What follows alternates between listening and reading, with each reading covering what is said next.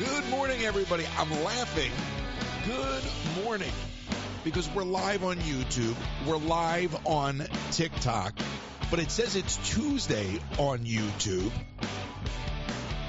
And I just caught that as I hit the live button. So if you're following us on YouTube, it is Wednesday. I assure you, I had to double check myself. That's the only reason I know. We're live on TikTok as well. We got some TikTok news to talk about this morning. 253-263-1540, 253-263-1540. And as you can see, I am still using half of this old integration into the setup. But I'm so close, so close. I've been working nonstop. Paperwork. I've been backing up my iCloud, which is just, if you've ever backed up your iCloud, and I don't mean to the iCloud, what a nuisance. Anyway, give me a call, 253-263-1540. It's a Wednesday, but it feels like a Friday. You know what I'm saying? You know what I mean? It feels, and I don't like this speaker. I want headphones, even though I don't really care for headphones, and I want you to get line in. So we're so close, but I'm crawling. If I really wish I had a clone or at least an intern, because I'm trying to back up my iCloud. I somehow let it get to the point that I was paying for 2 terabytes in the iCloud. I don't know why.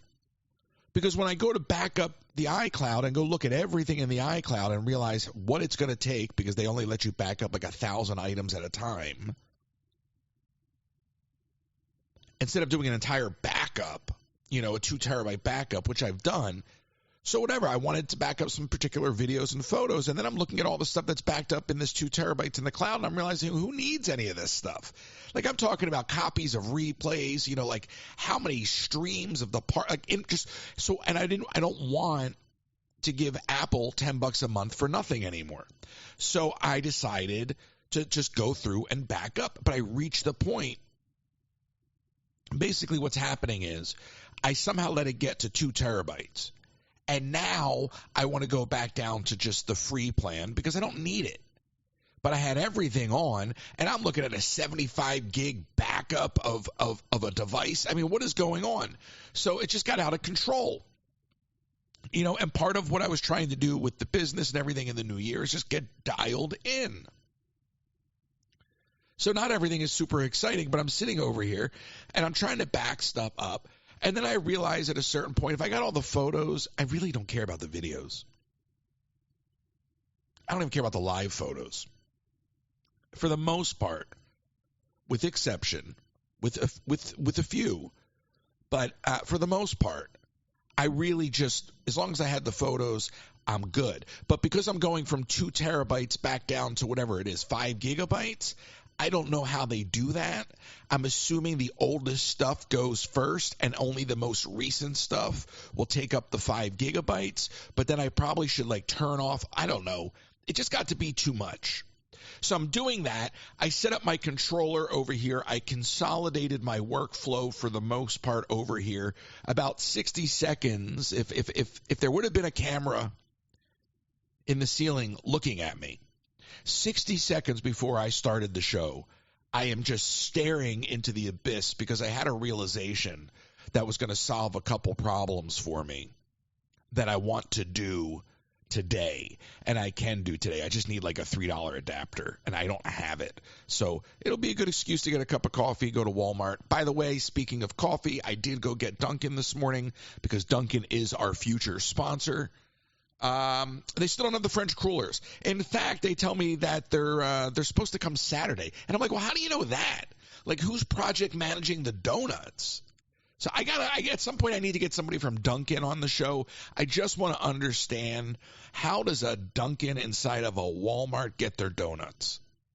Maybe I'm the only person that cares, but I am absolutely obsessed with where are the donuts coming from?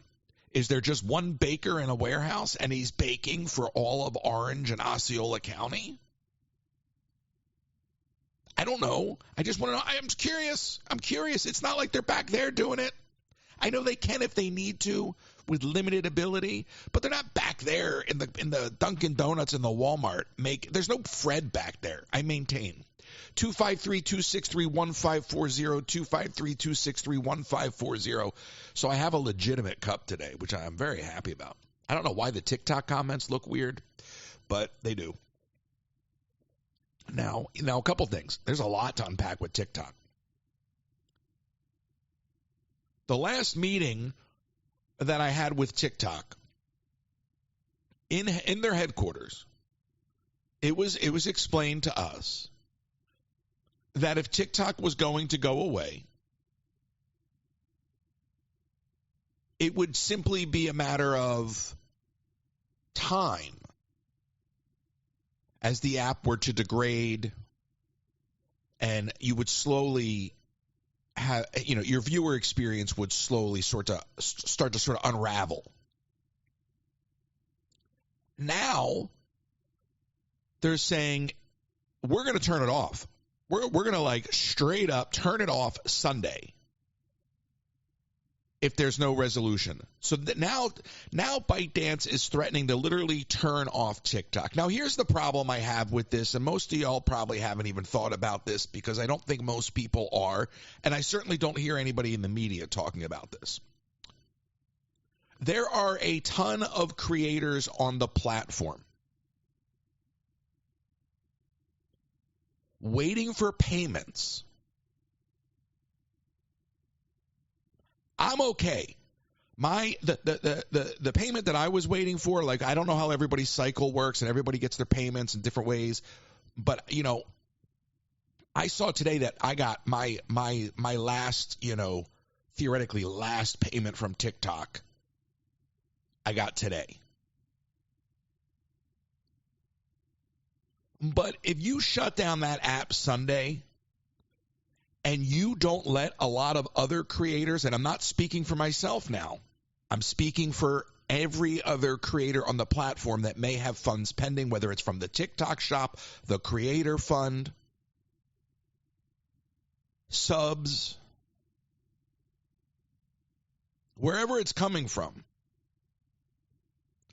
If they just hard shut it down, they sure as hell better have a way for those creators on the platform to get paid. And if you're going to play a game of chicken up into the finish line like that, without having a way to make sure that everybody on the app that needs to get paid gets paid. And again, I am not part of that problem. I looked today, my payment is pending because I was thinking about this and I knew when it was due. But they also didn't say they were going to do that. They said it would degrade over time, which means you'd have access to the app. You'd have access to your dashboard as a creator. You'd be able to see what was going on. If you hard shut that app down Sunday and you don't pay all of your creators, or you don't give them access to their dashboard to make sure that they can track their payments when they're due, then I think you have a whole other problem on your hands. Because now you're playing a game of chicken. Now you're saying the only thing that we can consider now is letting Elon Musk buy TikTok. Are you kidding me? This guy's going to own two social media platforms? No. That's China playing a game. They're playing it. ByteDance and China are playing a game of chicken now. So now the problem I have no longer becomes about the future of TikTok. Okay, but when TikTok says, you know what, F you, Congress, Americans, we're just going to pull the plug. If you wind up shafting a whole bunch of U.S. creators out of money that they are due, you're going to have a whole other issue on your hands.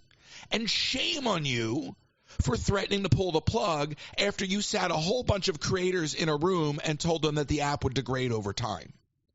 Now, none of those creators were directly concerned about their payment distributions. They were concerned about future revenue streams as a whole. But I'm literally talking about the mechanism of the delayed payments from last month that people are rightfully due. I'm not talking about future undetermined revenue. I am talking there are creators all over that app, all over this app, that are going to be due money at some point. And again, it comes from all over the app. I'm not talking about myself. There's somebody out there who's probably got a grip of money that they're waiting on to be distributed to them from the TikTok shop. So you're going to hard pull the plug Sunday? That's the game you're playing now? You're going to pull the plug and you're going to deny some U.S. creator the money that they're due? And don't say, don't worry, we're going to take care of it because you haven't announced the solution. You shouldn't go out there and play chicken. If you're going to threaten to pull the plug, you sure as hell better have a way to make sure that every U.S. creator gets paid. Or you're just going to shaft them because at that point, who cares? And I have to tell you, I don't think they care. And I know I'm not supposed to say these things, okay? I know I'm not supposed to say these things because I am on TikTok. I am a creator on TikTok, but I don't care.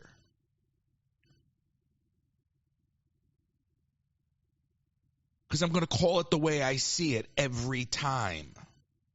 Every time.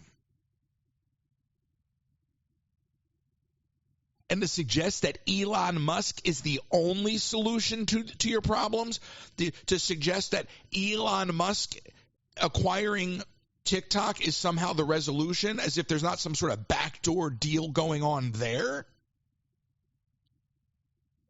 What world are we living in?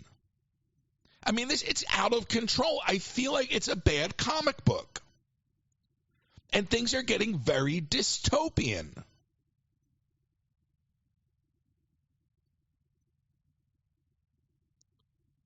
(253-263-1540) 253-263-1540.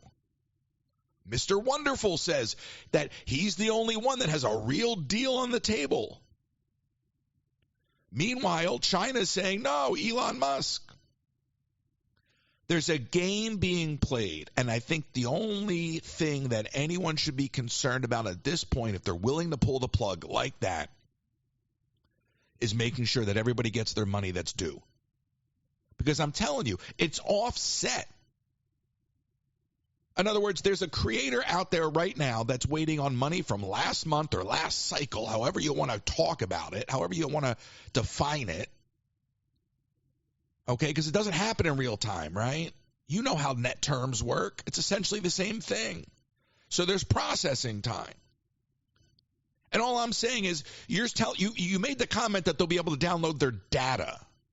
Okay, but you said that about users. You haven't said anything to creators. There hasn't been any email that I have seen that has gone out to creators talking about access to their payouts.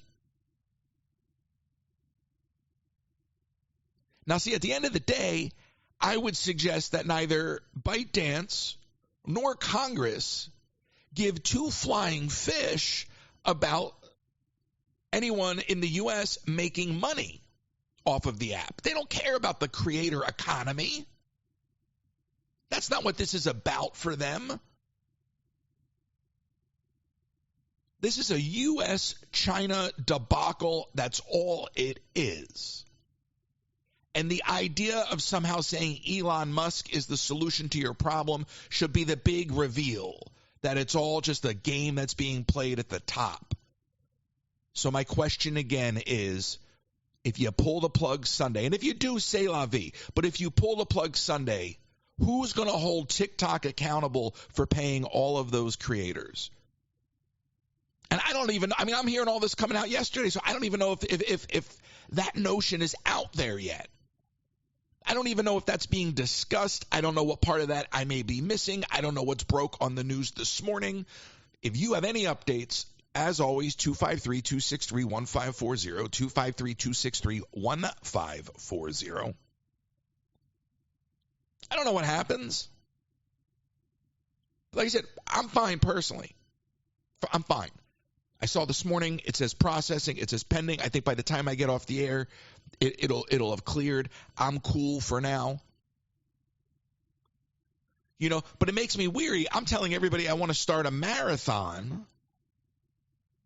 Okay, but do I include TikTok in the the last thing I want to be doing is, having people show their support on an app that's going away in 48 hours. Just do the marathon on every other platform. But, it's just a weird spot to be in for the next couple of days. And you would have thought the Supreme Court would have made their announcement by now. And I think that they're gonna kick it back to the executive branch on some level. I heard some comment about that this morning too. I forget who said it. So I don't know. And I keep saying I don't know because I don't know. But I find it absurd that they're playing chicken. Like, what do you really want? What do you really want? And I'm saying that to ByteDance, not to Congress. What do you really want? I can't believe that Elon Musk owning TikTok is really going to, obliterate your concerns. Obliterate's a strong word. Alleviate your concerns. And what are ByteDance's concerns, by the way? ByteDance says they don't want to sell it off. I understand that they don't want to sell it off. They don't want to be forced to do anything that they don't want to do. But if they don't want to be forced to sell it off, then why suddenly is Elon Musk the answer?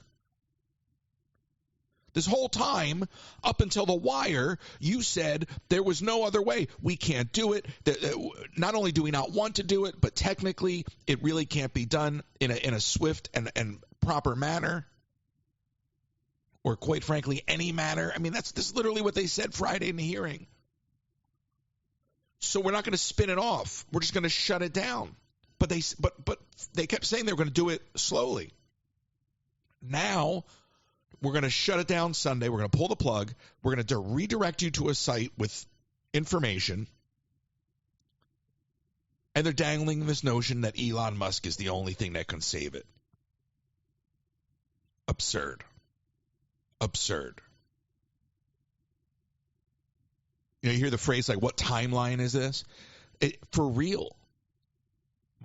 I don't know. I really question sometimes and I say excuse me to nobody for knocking that microphone. But I question the sanity of not just our leaders, but the world as a whole. How did we get here? And what is the real? I understand why Congress is going against ByteDance, but what is the real motivation for ByteDance / China to suggest that Elon Musk owning TikTok would be the only thing that works for them? That's got to be strategy as it relates to access to the president. That has to be purely about, hey, if we let Elon, if we dangle the carrot in front of Elon, it's access to Trump. And if Elon owns it, it'll change Trump's whole perspective on it. He'll be right. And because we know that Elon spoke with the CEO, and I believe that the incoming president has as well.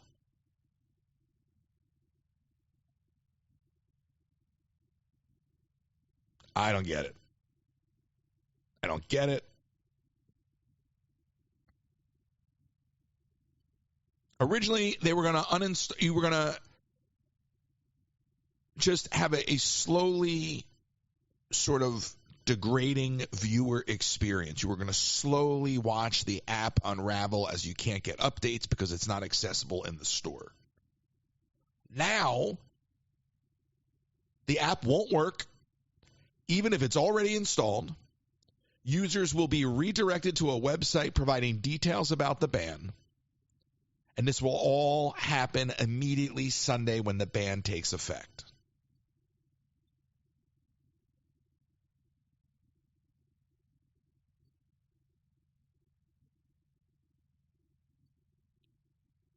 I'm curious, for those of you that watch TikTok, where are you going?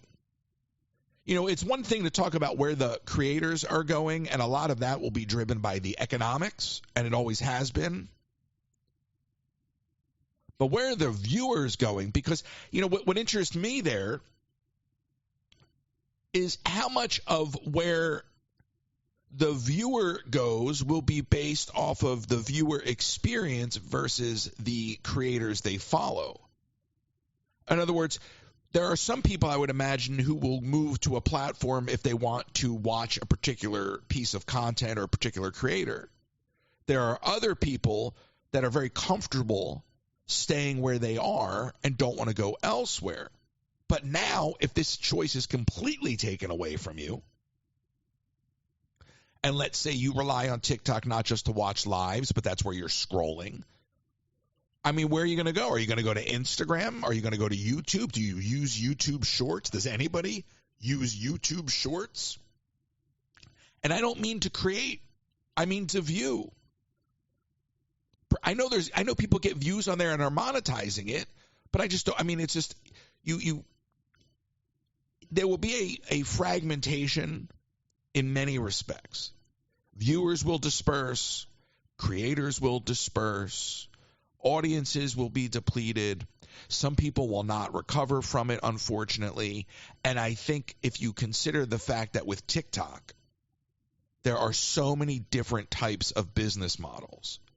There are just live streamers that make money live streaming. There are people that sell on the shop. There are small businesses that truly just use the platform to market, okay, and maybe are also making money off of the creator fund. There is the creator fund. There are so many different businesses that are going to be impacted by this, separate from the viewers, okay, but there are going to be so many different businesses impacted by it. And I think naturally you can say, all right, well, if I'm a small business and TikTok was working for me promotionally, maybe I'm leaning more towards Instagram, and maybe it's not as powerful from an algorithm perspective. The FYP on TikTok is it's like magic, but it's just because they have a secret sauce and it shows you what you want more of. I think it's pretty simple in those terms. But anyway, the creators, based off of what they're doing and why they're doing it, their business models, will find different platforms. So I would imagine small businesses will use Instagram more, and it'll kind of shake out that way. Obviously, if you are a full-time live streamer, then maybe you're looking at options like Twitch or YouTube. Okay, fine. And if you're in the shop space, there's 100 options there too. Whether it's Pinterest or Amazon, there's ways to play in that space. But the viewers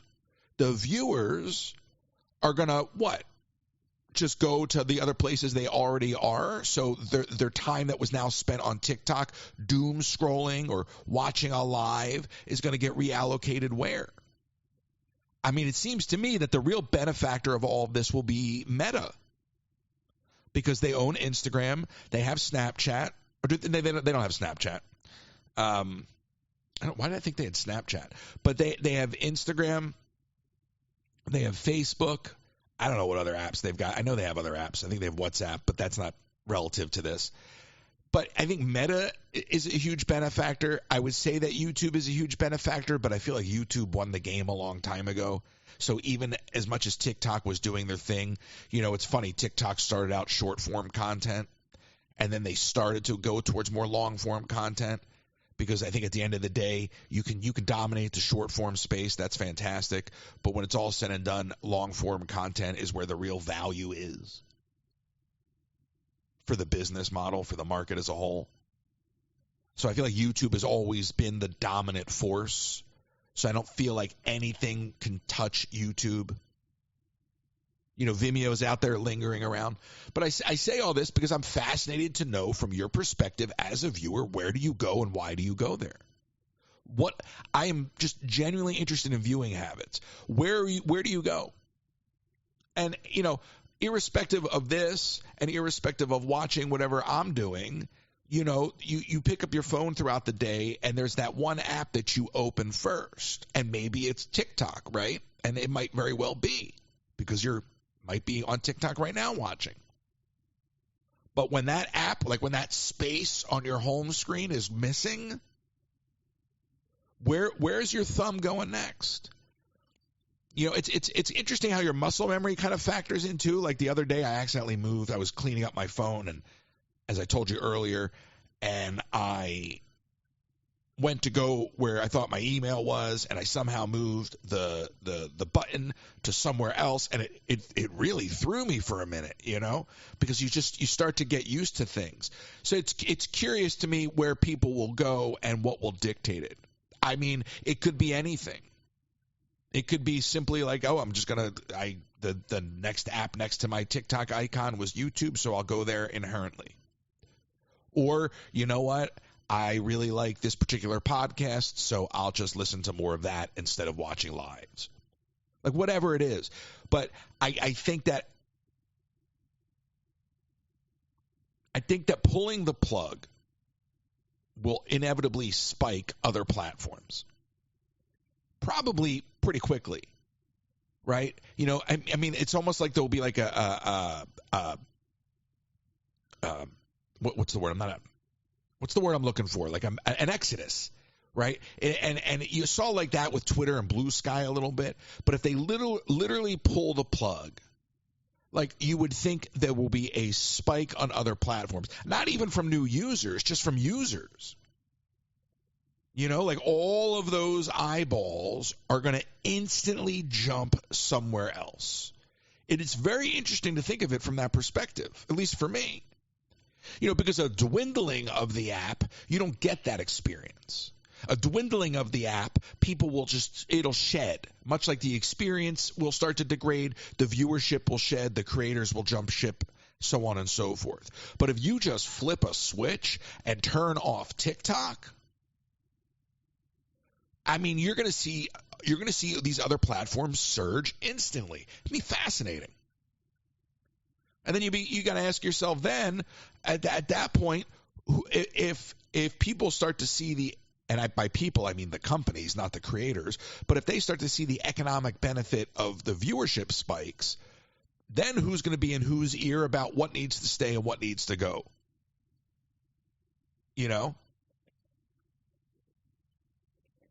I mean, Zuckerberg is all for TikTok going away because he knows he's going to get upside in it. I would argue that they're the biggest. Meta will receive the largest upside from all of this, because I think they're in the best position to receive upside from it.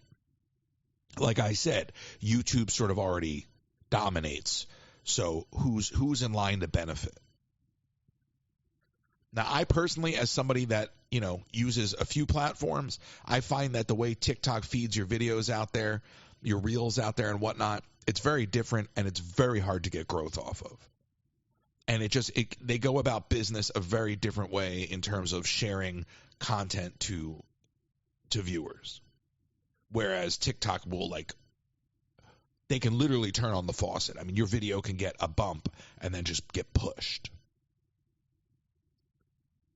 We'll see what happens. I don't know.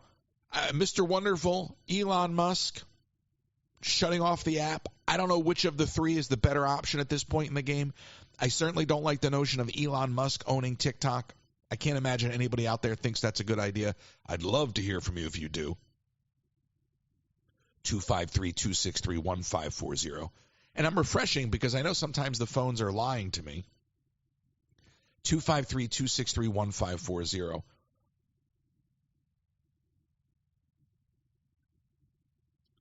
Now, this is interesting to me. This is not something I've talked about really, I don't think at all, on this podcast, or even with Kenzie for that matter.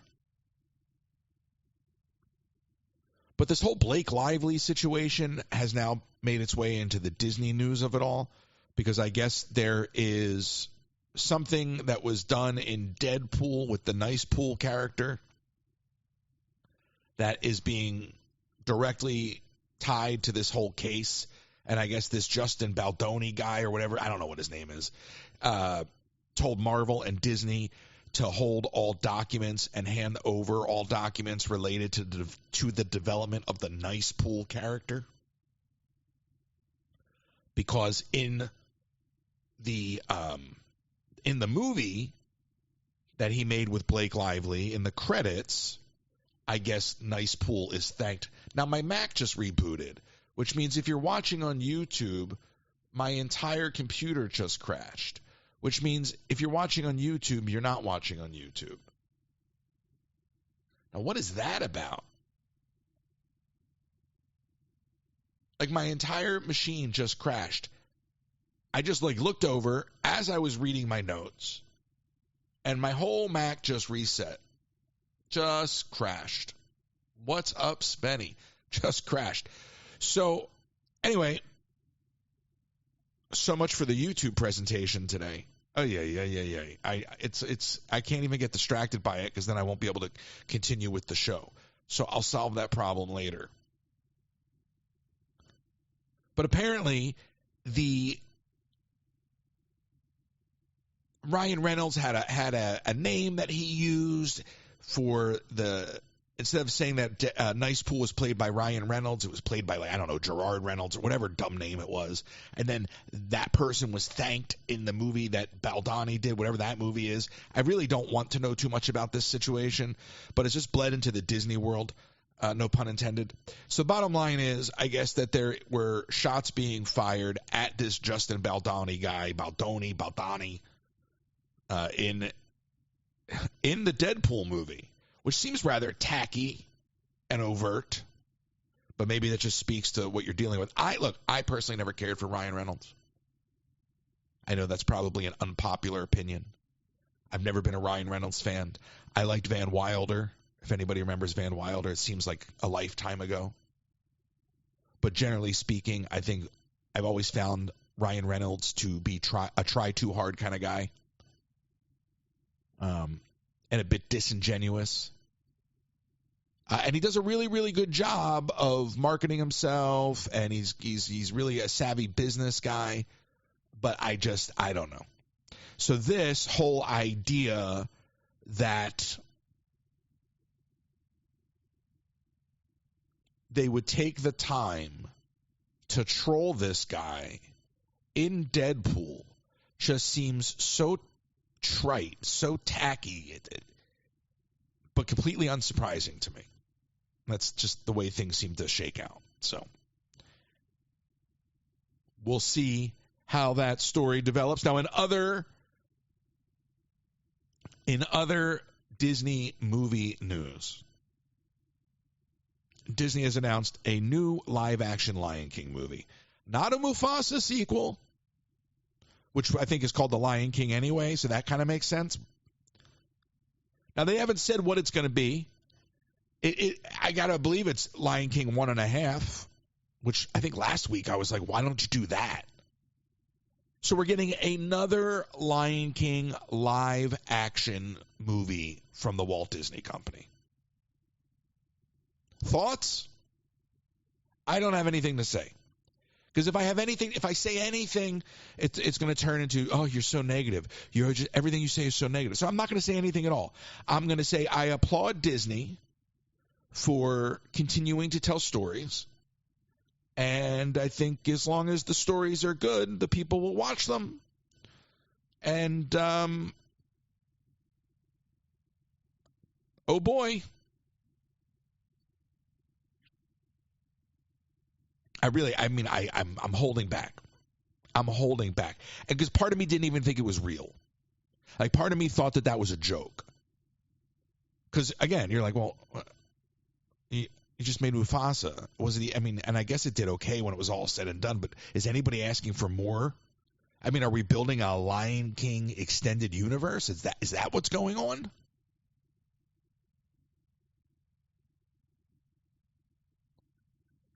Good for you.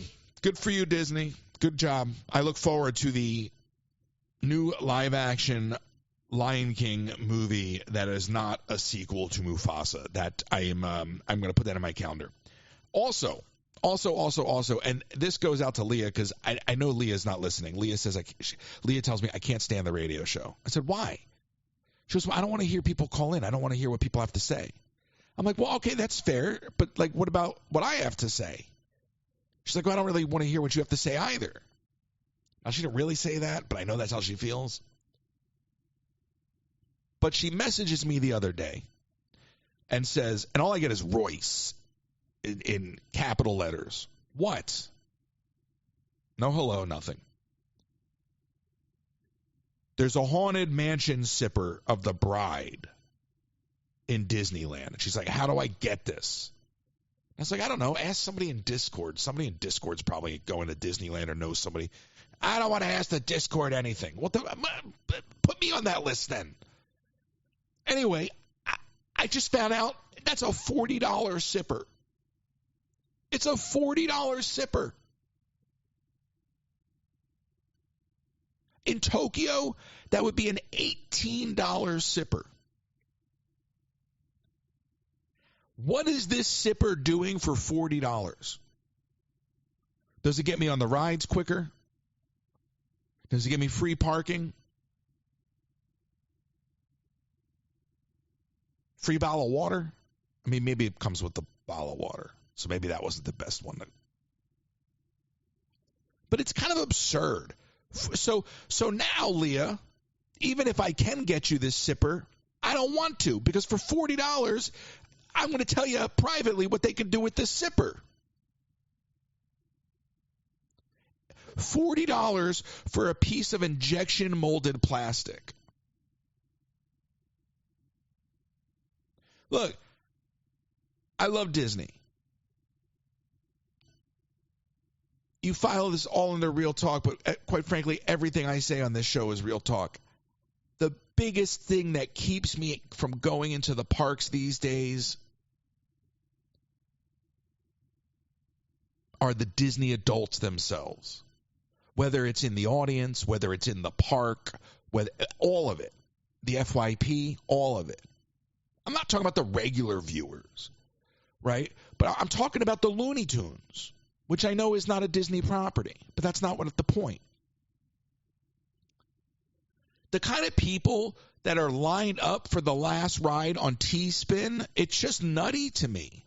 There's this weird addictive culture with Disney that I try to stay away from because it will very easily ruin Disney for me, and I refuse to allow anything or anyone to get in the way of that for me personally, because everything that I'm doing started with a love of Disney, and I have a very, very passionate relationship with the brand, both, as somebody that has worked there, as somebody that has been raised on it, as somebody that has just absolutely admires the heck out of Walt Disney. I mean, Walt Disney is one of my top idols of all time. Walt Disney, Jim Henson. These guys to me are one of a kind, even though we're talking about two people. I understand what I just said there. But individually, which also is kind of ridiculous to say that individually they're one. But these guys are such a rare breed. There we go. That's better. These guys are such a rare breed. And they truly epitomize the American dream. And I've always been so fascinated by what Walt Disney accomplished.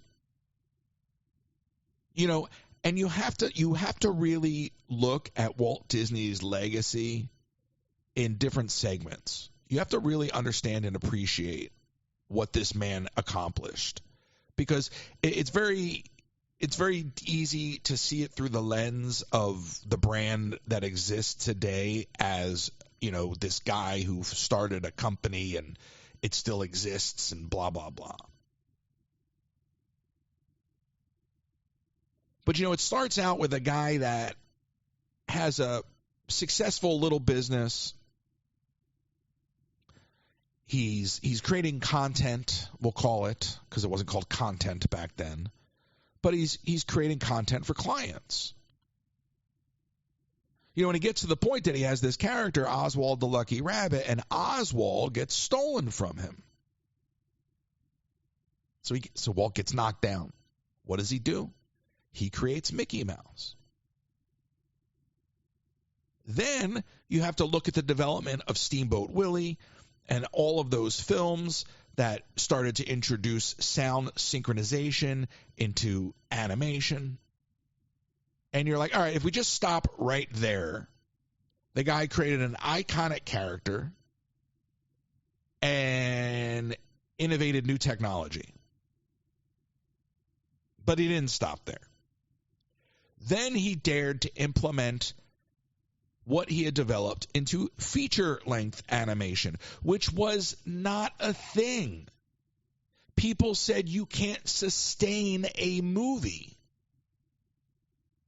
with animation. You cannot sustain a feature-length film with animation, and you certainly can't get an emotional response from the audience doing it. And he said, no, I'll do it. And he did it.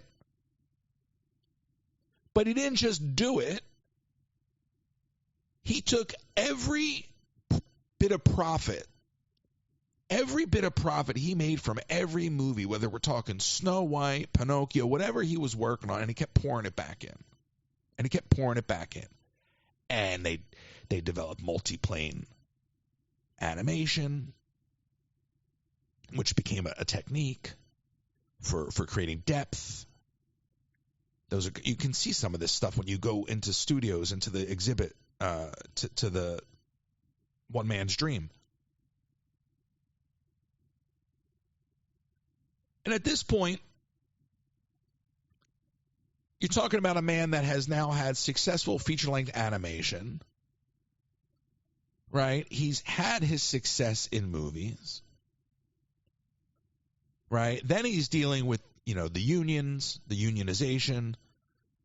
I think he was overseas and he comes back and they had unionized. I mean, there was a lot of turmoil inside the company. A lot of turmoil. And at this point, it's not even the Walt Disney Company. One day he comes in, he decides to take Roy's name out of the equation and change the name of the company. But all these things are happening. He gets to a point where they can't even afford to make movies, so they're doing nature films because it was more affordable.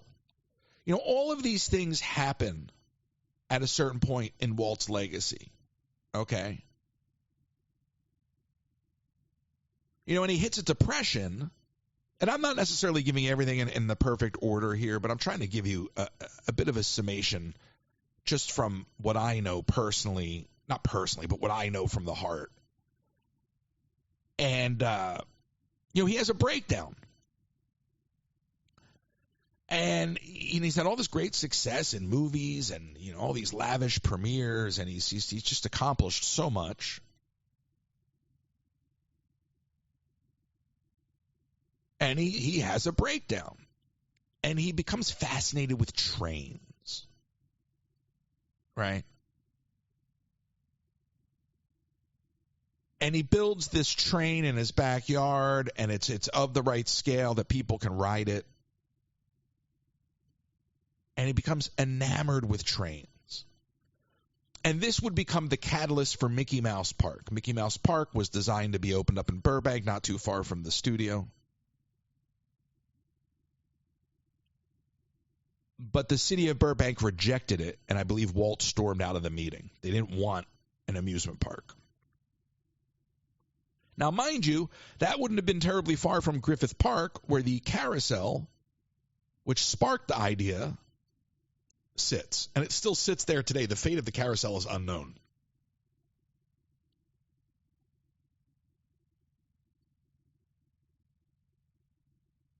So he finds land, Orange Grove, and Mickey Mouse Park becomes Disneyland. Okay, just stop right there. And I'm still not touching on every key frame in his legacy. He creates Disneyland. Just stop right there, and you're like, holy smokes, what a life. But he didn't stop there.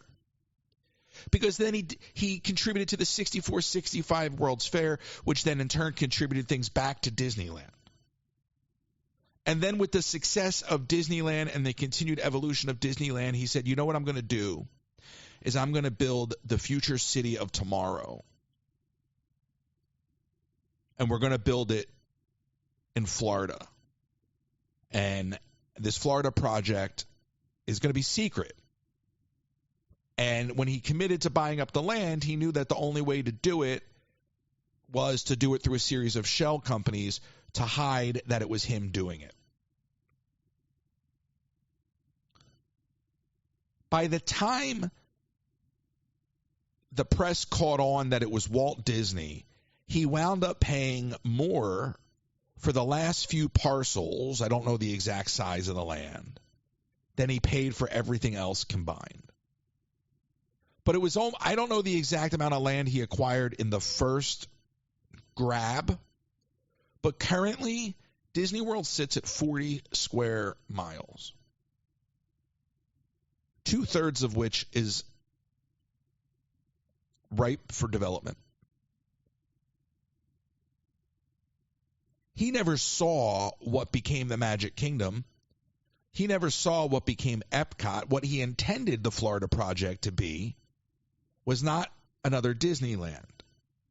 Okay? But Progress City never happened. Walt passes away. Roy comes out of retirement and works till his death to see that the Magic Kingdom gets built.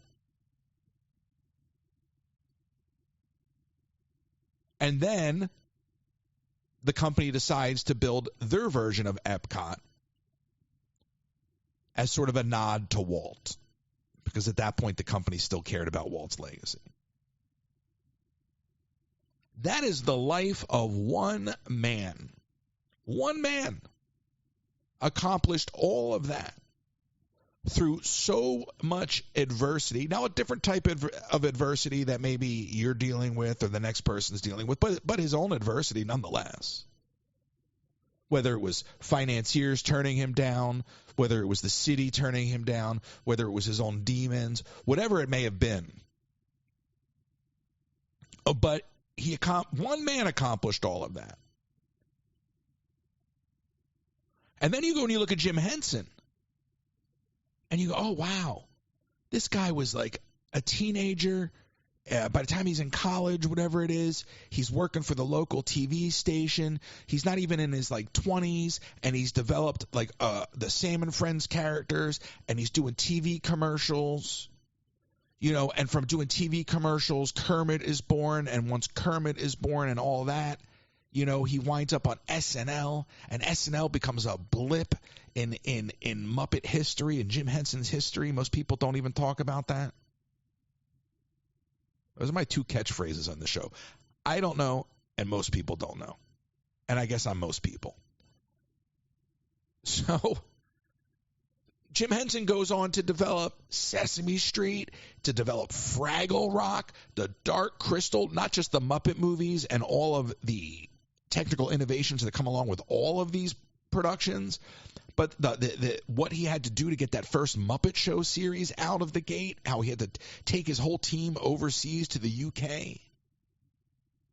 He's so successful that by the time George Lucas is ready to make Yoda, Jim Henson has to turn him down. Says, I'm too busy, talk to Frank. Frank's my other half.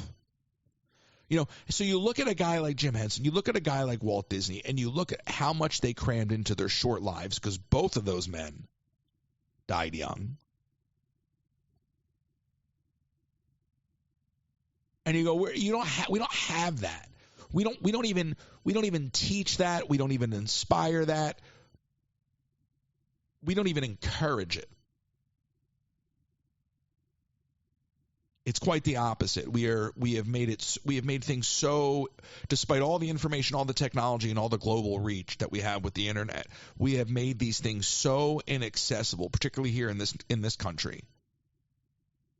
You know, the notion of the American dream, the notion of being able to break that much ground in one's lifetime, it almost seems impossible.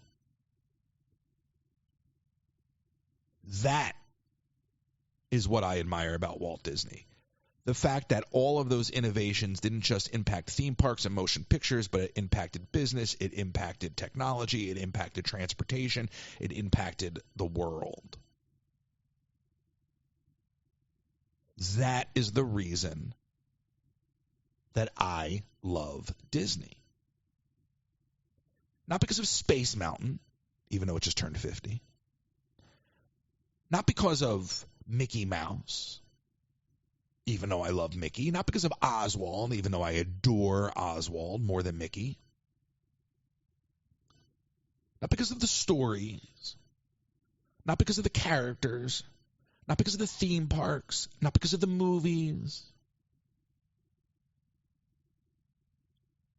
Because of one man's ability to do so much in such a short amount of time. The idea that one man could come from nothing and build everything in his short lifetime. He scrapped his way up the ladder. He laughed at everybody that told him he was crazy. He laughed at everybody that told him no. And every single time he failed, he picked himself up and he just kept pushing forward. That has always been why I admire Disney. Because of the man, not because of the company. And when he decided to build Disneyland, and his wife said, why? Amusement parks are dirty. The people that work in amusement parks aren't friendly. And he said, not my place. And when he would talk to banks, they'd say, the customers don't care. They don't care about those things. And he said, they don't care because they don't know, because it's not, the option hasn't been presented. So it was much more than a theme park, but it was just a way of living. It was a way of operating. It was a way of coming up with an idea and staying true to your convictions. That is what has always been. That is what has always been. That may be way too many words, but it killed 10 seconds, and this is radio.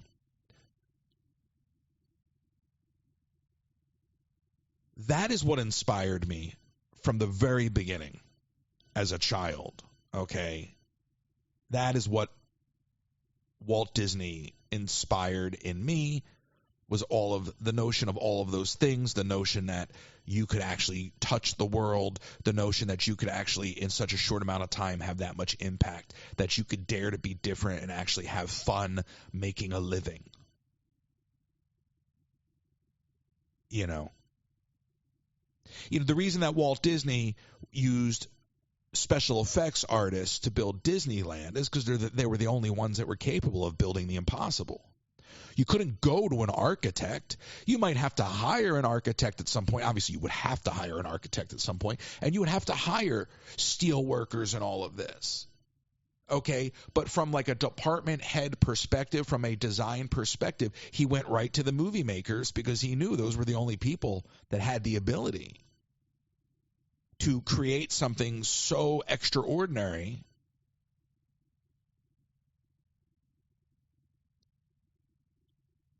That's all. That's all I'm saying. It's a very simple thing for me. And when I talk about why I don't like something or this shouldn't be this way, or I talk about Rivers and that project or the Muppets and any of these things, it is all rooted from a place of love and admiration for the founders, both Disney and Henson. And I think so often these executives come in and they inherit greatness.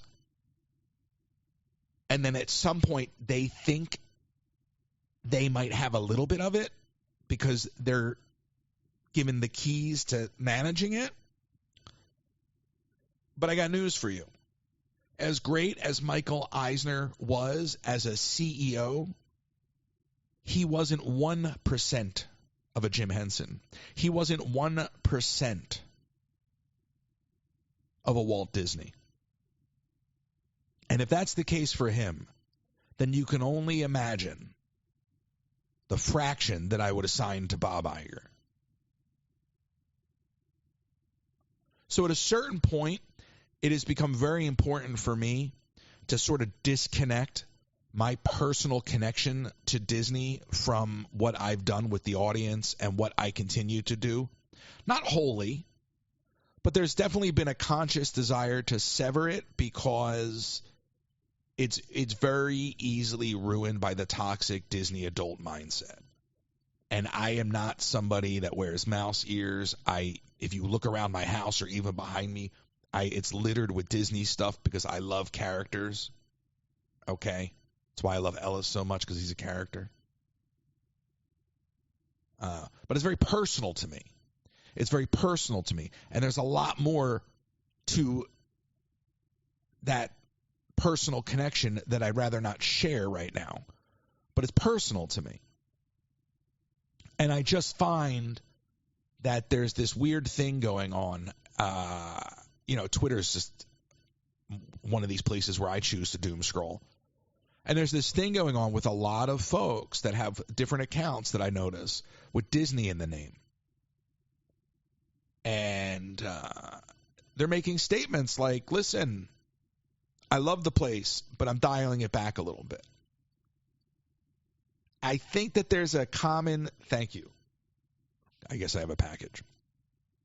There is a common sentiment among a lot of people that have a real personal affinity for the brand, for the man, for the legacy, that I just think that there's a lot of people that feel the same way. I see a lot of people, I'm not going to name names, but I see a lot of people whose accounts literally have Mickey in the name or literally have Disney in the name. I'm like, your whole account is based off of it. And, you feel this way. And I look at that and I'm like, well, I feel that way too. So I can relate, but I guess I'm shocked. I'm shocked that it's gotten to that point. There are far, far, far more important things in the world to be focused on anyway. But when a company has lost its way and lost sight of its founders' principles, its founding principles, whichever way you'd like to state it, when a company has lost its way to that extent that some of its biggest supporters have sort of just become indifferent, passionately indifferent, you really may need to take a look at yourself.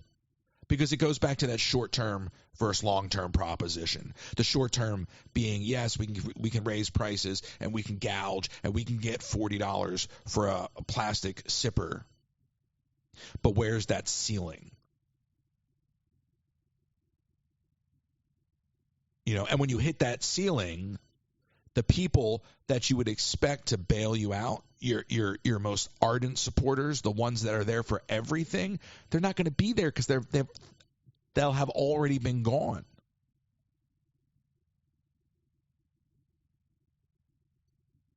Now, part of it for me is that Disney's escapism. And there are times where I'm seeking escapism, and there's times where I'm seeking to immerse myself in reality and actually try to figure out, how to participate in contributing better to reality. That's just me. But I started this account for my own mental health. I started for my own escape. I've said it 1,000 times at this point. Didn't expect to be sitting here having gone this far into it. Not even looking at the comments. The idea of not even looking at the comments. I mean, personally, that's hard for me to do. I just don't want to be distracted by what I'm saying. But like the whole process, the whole growth, the whole experience of doing this, it's come so far for me.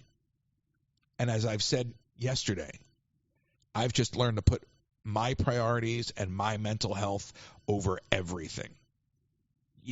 There were days in the early days, the beginning days, 14 hours a day, every day. And then you look at the byproduct of that and you're like, yeah, it gets you so far and it's good. And, whatever. And there's pluses and there's minuses. But when it's all said and done, come Sunday, it could all be gone anyway. And if it's truly all gone, I'm not worried. But if it's truly all gone and I didn't put my mental health first at a certain point, then you just got to ask yourself, what did you really gain? Because you can make money at any job, right? What did you really, really gain? And I've seen other people throw their hands up and go, you've ruined this for me, and just thrown in the towel, and I just won't allow myself to do it. We'll be back in the park at some point. And those who are patient enough we'll enjoy whatever we're doing in the park together, and those who were impatient will be gone, and I welcome that too. But I'm just going to do whatever I need to do, however I need to do it, at whatever frequency I need to do it that works for me. And I will not apologize for it. I don't know what got me off on that rant, but it seems like a perfect time for an ad break. 253-263-1540. That wasn't even in my notes. 253-263-1540. It's a new year. You know what that means? It's time to upgrade your kitchen. Pampered Chef has all of the goodies, not just spatulas and mandolins and pots and pans, amazing pots and pans, but knives too, and appliances, even small appliances like the deluxe air fryer and the coffee maker. So spice up your kitchen today. Check out Colleen Herman at pamperedchef.com/PWS/Colleen Herman.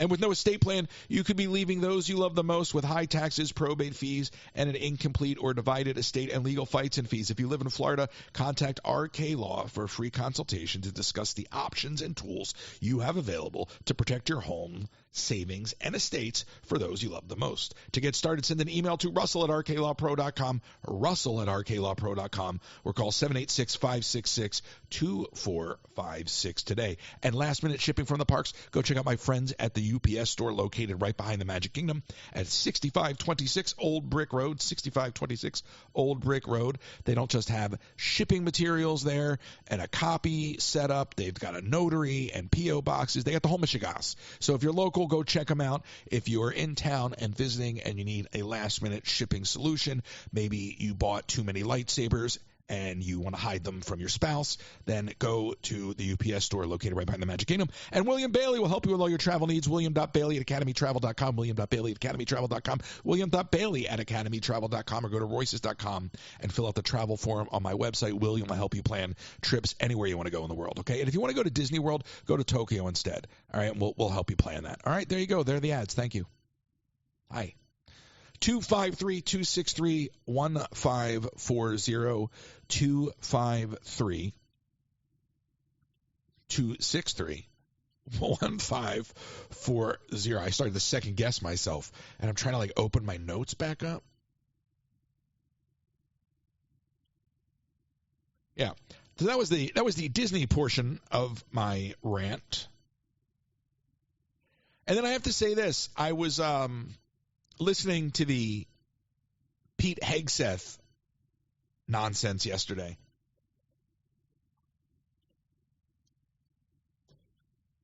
I got to put this down. You shouldn't be hearing ice shaking around, but sorry, I need my coffee. That should be gone already. The fact that that's not gone lets you know that I literally sat down at the last minute. The problem I have with these hearings as a whole is that nobody ever, to my knowledge, seems to talk about anything that matters. It always seems to be, irrespective of which side is doing the interrogation, as I'll call it. Oh, see, you got to keep one eye open here. You got a lot going on. TikTok hit me for inactivity. I got the puzzle piece in place. Just seems to me that it's always a character assassination. It never seems to be about policy. It never seems to be about legitimate qualifications. It just seems to me, no matter which, and I, by the way, I don't really know anything about the guy. At first glance, he doesn't seem qualified for much. I thank him for his service, but he just doesn't. At first glance, so I'm not advocating for him at all, but I'm just saying that I think the notion that we do these sort of interrogations, because that's really what they are, they're character assassinations. And it goes back to the larger point that we're not focused, or at least our leaders truly aren't focused on what we need. And if anybody really, really cared, they would be hitting any nominee with policy questions, so you'd have an understanding of how they're going to do the job. But instead, talking about someone's transgressions, the problem with that is that everybody's got them. So to sit there and to listen to anybody try to drag this guy through the mud for doing all the things that everybody in Congress is doing, it's just not authentic. I would much rather have people say, listen, thank you for your service, but here are some questions I want to ask you. And I think that your answer to these questions are really where, this job interview should sit. In other words, like, if this is truly a job interview, we're past character. You've been nominated, right? Somebody thought you were qualified. All right. So now let's ask you what you're actually going to do. And then let's vote on the merits of that. But everything is for TV. And the cable news loves it. And I admit, cable news is like wallpaper in my place. But I don't just sit there and enjoy it. I recognize, I'm trying to keep my ear to the ground to a certain extent, but I don't necessarily enjoy it. Like I really take umbrage with the way that we do this to people. I'm not advocating for the guy at all. All right, but you still have a veteran up there. You still have somebody that fought for this country, and you're choosing to attack his character? I mean, how does that all make us all look? And when the tables are turned, they do the same thing. So I'm only responding to what I saw yesterday. But I take umbrage with all of it. In other words, there's enough legitimate concern that I think denigrating people. And by the way, what lesson are we teaching children? I mean, where's the decorum?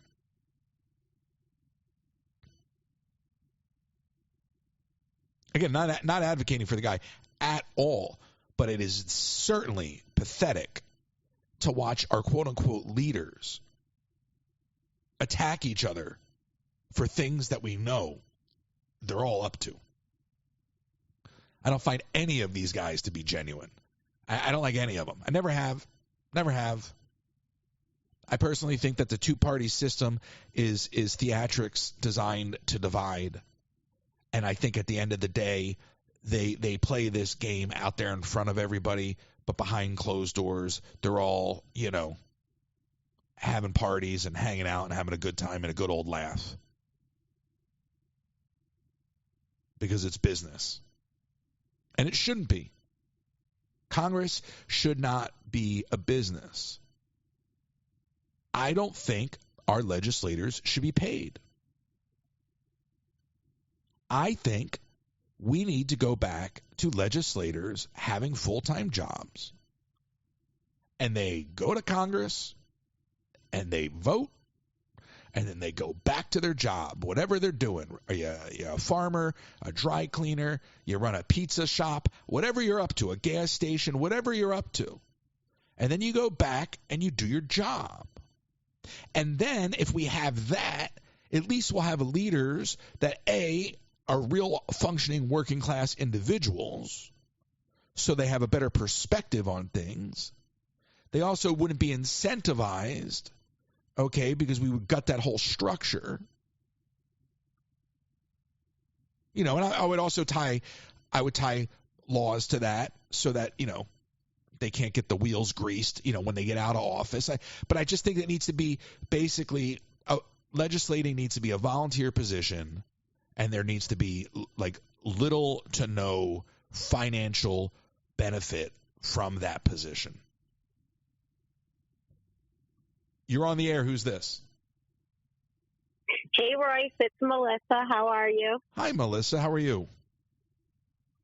I told you I'd call this week. I appreciate that. Hopefully, although I should be banned from calling because I think I sound like a first-class idiot every time I call your show. So if you were smart, you would probably block my number and not even allow me to be on your air. But, oh well. That's fine. We'll all be banned by Sunday. Seriously. So it's funny, you were talking about Pete Hegseth real quick. Did you know that his mom, there's a whole story out there that his mom even accused him of being an abuser of women. And there's this whole story that I don't know all those fine details, but he came out and said out publicly that he's an abuser of women. And and then now that he's been nominated, he's had to like run it back and say, no, I don't really mean what I said. But that's my whole point. Is like, it's like, so who even cares what she has to say if she's going to run it back? Like, I immediately tune all of that out. Like, just focus on why he's not qualified for the job. That's enough to not get him voted in. Right. It's ridiculous. I don't know much about him other than I don't know anything about him. I'm just using him as an example because the larger issue is just the dog and pony show. I know. It's ridiculous. And everybody, that's the thing that drives me crazy, is that they all, whichever side they're on, they just use it as a grandstanding platform. Nobody really comes on there to ask questions. They all use it as a soapbox. Like, our leaders are clowns. Our leaders are clowns. They're all clowns. All of them. I don't care what party. I don't care male, female, black, white, whatever. I don't care. They're all clowns. Every last one of them. I know. And it's all for show. I kind of agree with what you said before. I think you said this. Correct me if I'm wrong. You said that they're also against each other, you know, out in public when they're talking about these issues. But then behind the scenes, if they were all at the same bar, they'd be laughing and drinking and having a good time together, and they wouldn't even act like they're on separate sides. Yeah, that's called K Street. Like you said. Those bars are on K Street. You go to K Street, you'll see all of these guys hanging out together, doing all sorts of stuff. It's unbelievable. But you're calling to talk to me about sunscreen. Anyway. You're calling to follow up on my sunscreen gripe. I am. All right. Well, for those that don't know, let me set this up really quick. So your husband's a dermatologist, and I was telling you last week, I don't use sunscreen ever since I stepped in a huge, like, tar puddle or puck, whatever you want to call it, because it was hardly a puddle. And it wouldn't come off my foot, and the lifeguard said, use sunscreen. And I thought it was wild that the sunscreen ate the tar off my foot. And I go, this is what I'm rubbing into my body?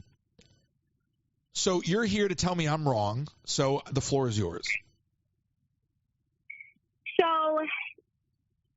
So you're not wrong about being worried. Everybody's worried about everything, including me. I am a hypochondriac to it.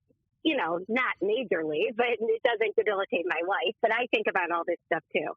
So I did tell my husband your story, and so his answer to you would be, okay, so sunscreen, obviously a lot of benefits. And he would tell his patients that the benefits far, far, far, far outweigh any concerns that a chemical inside it may one day, you know, kill you or give you cancer or any other disease, and you would die from that. And there's no proof. You know, there's no proof of, you know, specifically of that, but there is proof that sunscreen will protect you from, you know, getting a skin cancer, you know, on your body, and having the melanoma from the, you know, skin cancer on your body penetrate into your skin and unfortunately, you know, one day maybe kill you. You know, melanoma is a very, if not caught early, it can be a very serious form of cancer. So that's what he would tell his patients. So the point of the sunscreen is to absorb, you know, the sun rays before they could get into your skin and, God forbid, one day give you skin cancer. So that would be his answer about, you know, skin cancer. Is now sunscreen also, and is a major anti-aging and, you know, proof of that too, you know, with dark spots all over you and, you know, wrinkle prevention and all of that. And then he likes to use this example when he, you know, if someone's worried about chemicals in sunscreen, he would say to his patient, I think I even said this to you on the phone, he would say that could be anything that you're putting into yourself. Like, I don't know if you put Splenda in your coffee. I don't. I drink black Splenda coffee. in your coffee? No. See. So here. Okay. So let's. You're afraid. No. Let's. Because I'm what? Because you might be afraid of the Splenda. Like, so that's what. No. First of all, Splenda is wrought with carcinogenics. Okay. Splenda is wrought with carcinogenics, and in many ways, sugar alternatives are worse for you than sugar, okay? And that comes down to aspartame and phenylketonurics and all that crap, all right? But let's go back to what you said, or what he said. There's no proof that the chemicals harm you. And I would suggest there's no proof because there's no studies. And just because we don't have data on something doesn't mean it's not true. So it's very easy to dismiss that notion and then continue with the argument. I understand the benefits of protecting yourself from the sun, but I would also suggest there are other ways to do it than to utilize sunscreen. The anti-aging thing is a total placebo. Number one, there's no such thing as anti-aging anything. If you want to tell me there's skin moisturizing in it, great. But there's no such thing as anti-aging. We all know that. Okay? So, unless you're Benjamin Button. All right? That's like the one exception. All right? So unless you have the power of Hollywood cinema on your side, Melissa, we all know there's no anti-aging. Listen, if there was anti-aging, Melissa, I'd be out there right now buying it in bulk. Okay? Because the last thing I want to do is age. So let me clarify. Of course, you're aging. I'll say this: I don't want to hear it. Be looking more youthful as you get into your 50s, 60s. Yeah. Someone who uses sunscreen. Okay, but I'm going to go back for a second. Your other point that there are other things you can do. Of course. So he would tell his patients, stay out of the sun, wear a hat, wear a wide-brimmed hat. Correct. Wear long sleeves, stay in the shade. But when we go on vacation, like yeah. But what I'm saying is, and I hear you, and you know that I'm just bantering with you. I'm not trying to be argumentative, although I welcome an argument. Of course.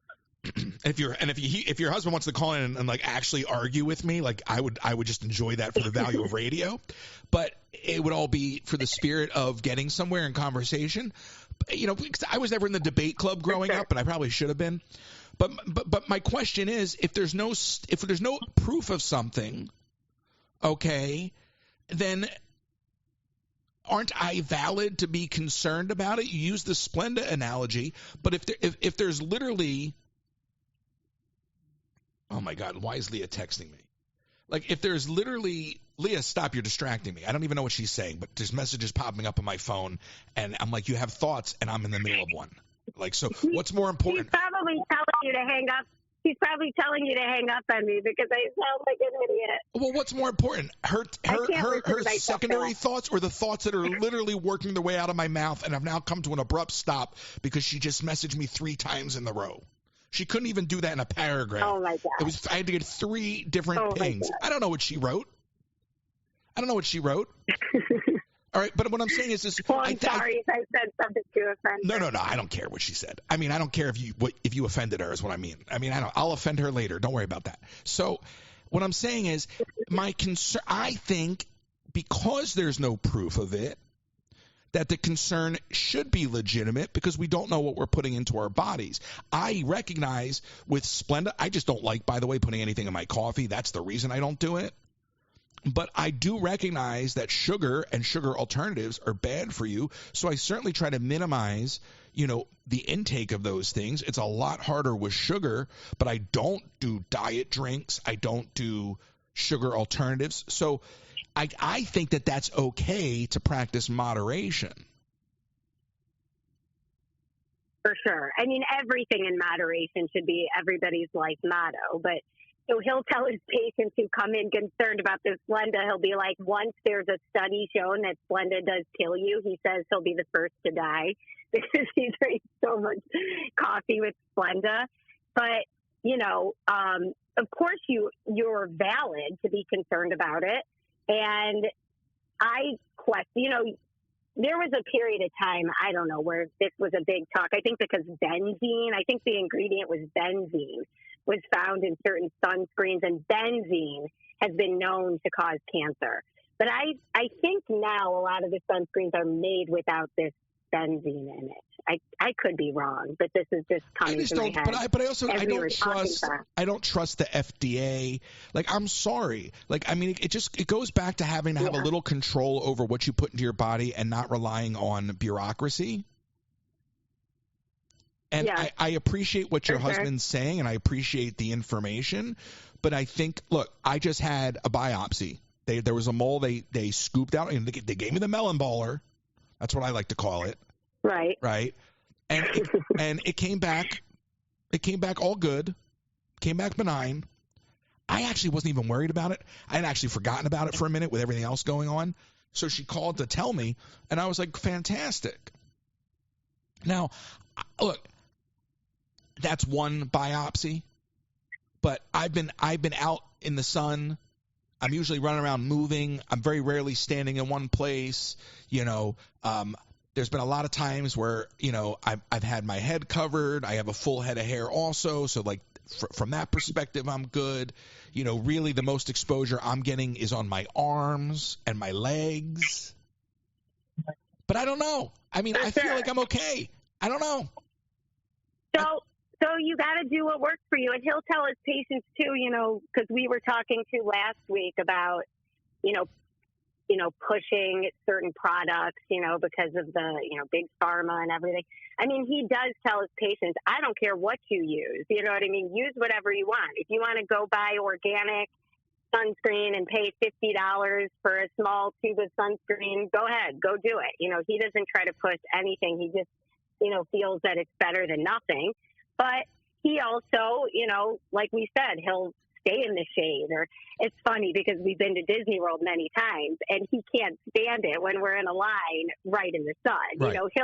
He'll stand under the little umbrella and leave a gap of space in front of him until the line really moves, just to stay under that little umbrella for an extra 30 seconds. But that's smart. I mean, that's better than lathering yourself up in 100 SPF. Which does nothing. Don't they say? Would die if you. Yeah. They say anything over 50 isn't even a thing, right? Right. So he'll just say 50. He tells everybody just 50. If you want to buy like 75, go for it. But it's probably not going to protect you any more than 50 would. I don't know. I always say that. Right? That's when I say I don't know. I get it.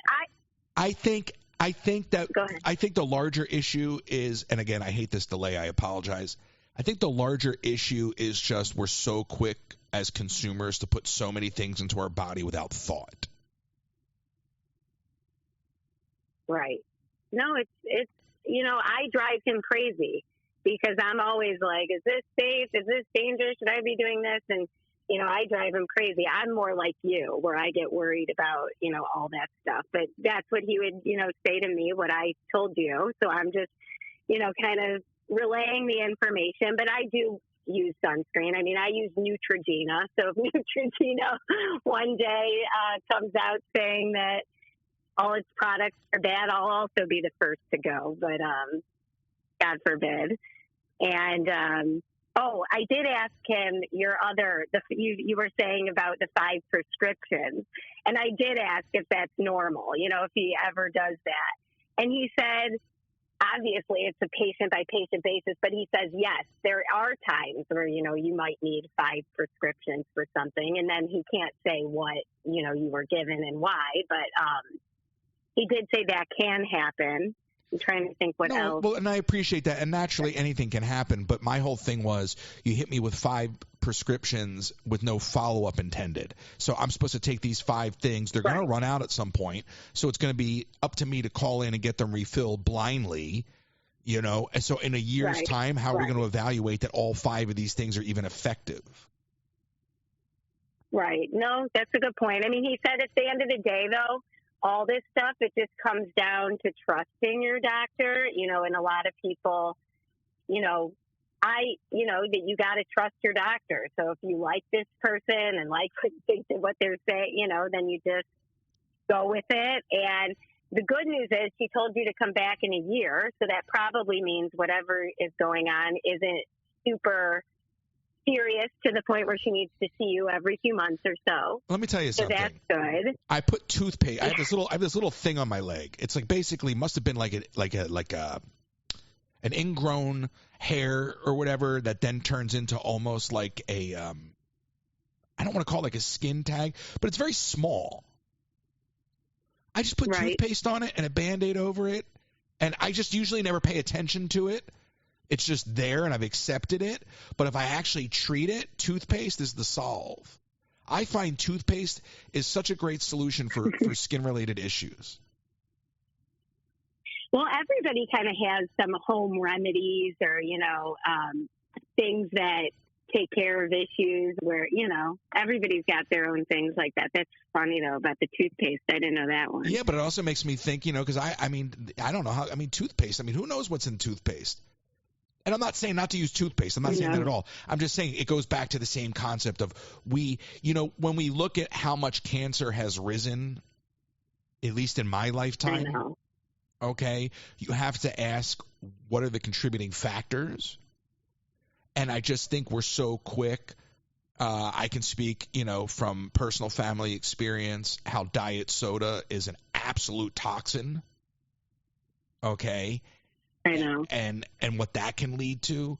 But I just think we're so quick as consumers to just take stuff in and not really put any thought into it. And when you look at how cancer has risen rapidly, you have to ask yourself. I'll look at like even the plastic cup I'm drinking from Dunkin' right now. I'm like, how much is all of this plastic contributing to cancer? They talk about alcohol. Exactly. They made an announcement last week, Melissa, that alcohol was a carcinogenic. I'm like, I thought we knew that. It's so funny. When my son was born in 2008, my oldest, that was when the whole thing came crashing down with the BPA and the plastics. And he was born April of 2008. I had just bought all these baby bottles, of course, plastic baby bottles. This whole story drops about the BPA and the plastic and links to causing cancer. I panicked, completely panicked. And this is before they were selling bottles, BPA. If you walk through Target or any store, they're all BPA free, all plastered onto all these boxes. This was before that. And I panicked, and I literally went to, I think Babies R Us was still around at the time, and bought glass bottles because I was petrified about this BPA and the plastics killing my newborn baby. I remember the BPA thing vividly, and what always struck me about that is because, look, the BPA, you're talking about BPA liners in baby bottles and water bottles, even in soda cans. Soda cans have a liner in them. They're not just straight aluminum. There's like a very thin plastic liner in soda cans, I believe. But I would pre that whole BPA thing. I think back to being in TV production as like a production assistant or watching other production assistants on shows. And the one thing that they're constantly moving around is cases of water for the crew. Cases of water for the crew, and they'll sit in a van all day in the heat. Then they'll sit out in the sun all day in the sun. And I'm like, you don't realize that like all of that plastic is basically in the sun is slowly melting into that water? And the BPA argument was speaking to that in many ways too, because it's the same concept. But we weren't aware of those things. And I always, whenever I would see bottles of water sitting out in the sun, I would never touch them. Oh, that is one thing I'm the same as you. And I have like a case of water, bottled water that I, keep around my house, but I rarely use it. It's more to hand out, if someone came over to work on something, honestly, than anything, because I'm afraid of that too. I use water bottles and the, filter from my house, and I try to avoid using those whenever possible because I'm frightened of, what heat hit those bottles to get those chemicals into my water. Yeah. It's scary. I know. It's scary. Well, I don't even know Very scary. how women even deal with makeup, because I think of okay, this is going to sound really stupid, but I'm going to ask it anyway because I don't care about looking stupid. Do they still put whale blubber in lipstick? You're asking the wrong person. I'm not a makeup connoisseur by any means. But do you remember that? So I can't even answer that. I have no idea. And I don't wear lipstick at all, so I don't know. But I would hope not. They used to, at the bottom of lipstick used to be whale blubber. I think it was at the bottom of the lipstick. But anyway, and nobody knew for the longest time. But I just think of all the makeup that women wear and all of the chemicals and the color dyes that must be in makeup. And how much carcinogenic material must be in some of this makeup? I'm sure. You know? It's scary. And my family, too, has a history. I mean, my entire family, on my side of the family, I feel like has had, some sort of cancer that at the end of the day. So I think about this stuff all the time, too. I don't wear a ton of makeup, so I can't. But I don't either. It's like in everything. And I mean, you don't. No. That's a good thing. No, I mean, a little retinol under the eyes, goes back to the aging conversation, but that's not makeup, right? And actually, it's funny because my husband he's not a cosmetic dermatologist. A lot of dermatologists now, they're pushing all the Botox and the fillers and the lasers. He does not do any cosmetics because he just loves the science and the treating people, and why he went into medicine in the first place was to help people and to, help a teenager struggling with acne or, help someone who has a melanoma. He is not in the cosmetic realm at all. So, he's not pushing fancy, skin products on anybody or injecting anybody with anything. So it's just, where was I going with this point? This is why I'm not good for radio. No, you're fine, because I had shiny object syndrome in that moment, Melissa, because I started looking at my skin and I'm like, Melissa's husband would think that I have really nice skin, because aside from some of my issues, at first glance, I'm looking at my arms, I'm like, I have a really nice skin tone, nice complexion. It's not dry. You're super lucky. I don't naturally moisturize. You're super lucky. Yeah. Yeah, so that's his big thing, just moisturize. And you know what he does? Believe in, retinol. I need some retinol. He believes in that fully. Put it on every night, or, as much as your skin can tolerate it, because it's very... I need a retinol sponsor. Very drying, and No, I'm not joking. I used to put retinol under my eyes for a brief period of time, but I stopped. And I really do, because I definitely, I'm not even joking right now. So if your husband's got you should put it all over your face, not just under your eyes. You should put it everywhere. Whoa, do you know how expensive this stuff is? You want me to put it all over my face? Well, that's like a $40 applique. What do I look? What is it? What am I? A mom? The cost of that is ridiculous too. But that is probably the one product that he is my retinol phrase is a little dabble, do ya? Okay, I go a little bit over here. A little bit goes a long way. Just all over my face. Spread it all over. Just put a little. You're shilling for big pharma over. with that comment. You're honestly.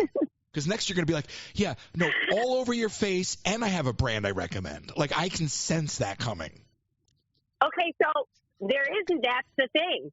He'll tell. That's one thing he'll tell his patients: do not walk into the department store makeup section and pay hundreds of dollars for an over-the-counter retinol product. He'll say, go to a dermatologist, get a prescription for a higher strength one that's generic, and he doesn't believe in, if I came home with a product from Sephora with retinol in it, he would be like, what is wrong with you? And I'll be like, I was influenced on TikTok, and he'll tell me I'm crazy and I don't need it. And that's the end of that discussion. Can your husband write me a script? Is that legal?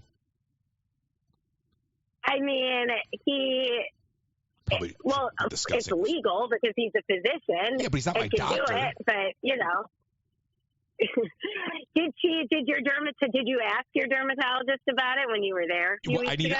I needed a sixth script on the way out the door. I'm carrying a ream of paper out of the office. Yeah, that should have been the number one. I look like I left at Kinko's, not a doctor's office.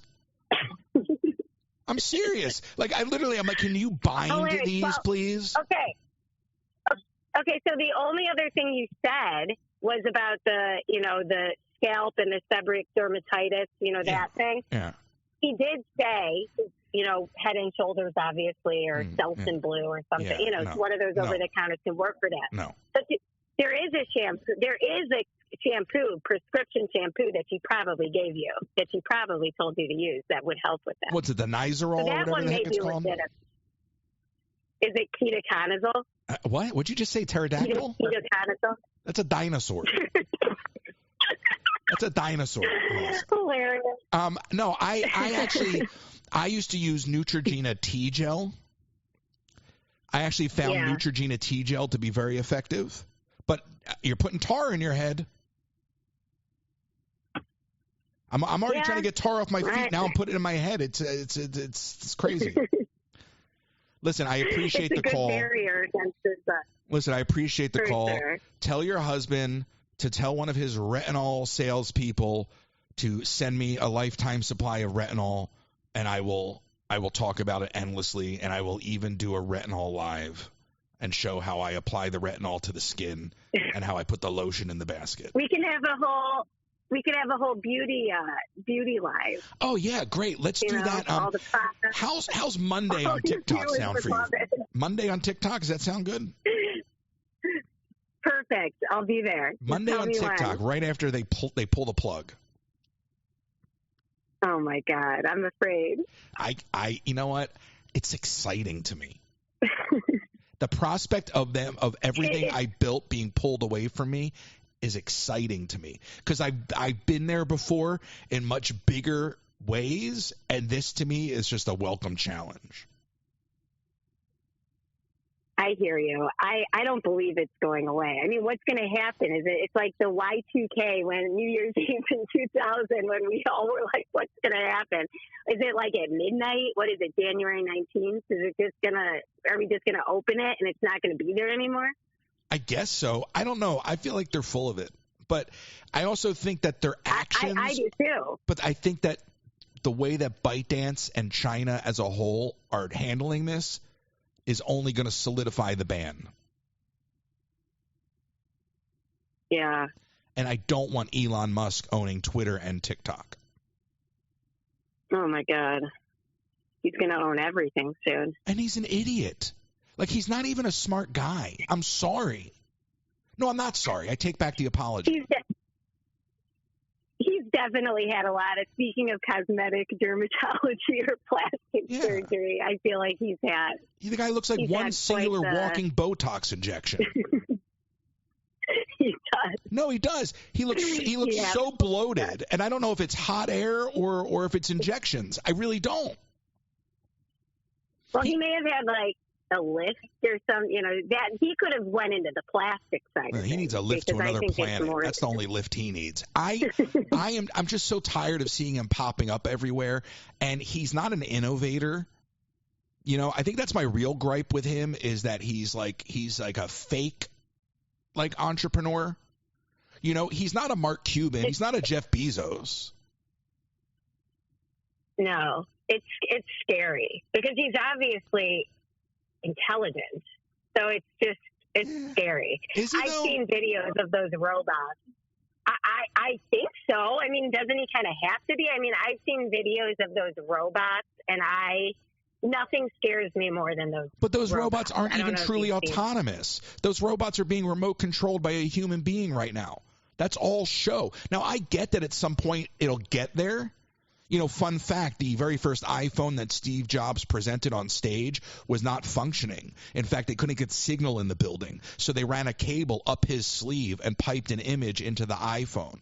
Now, if the iPhone flopped and they didn't deliver on the premise, that moment would have been considered a scam.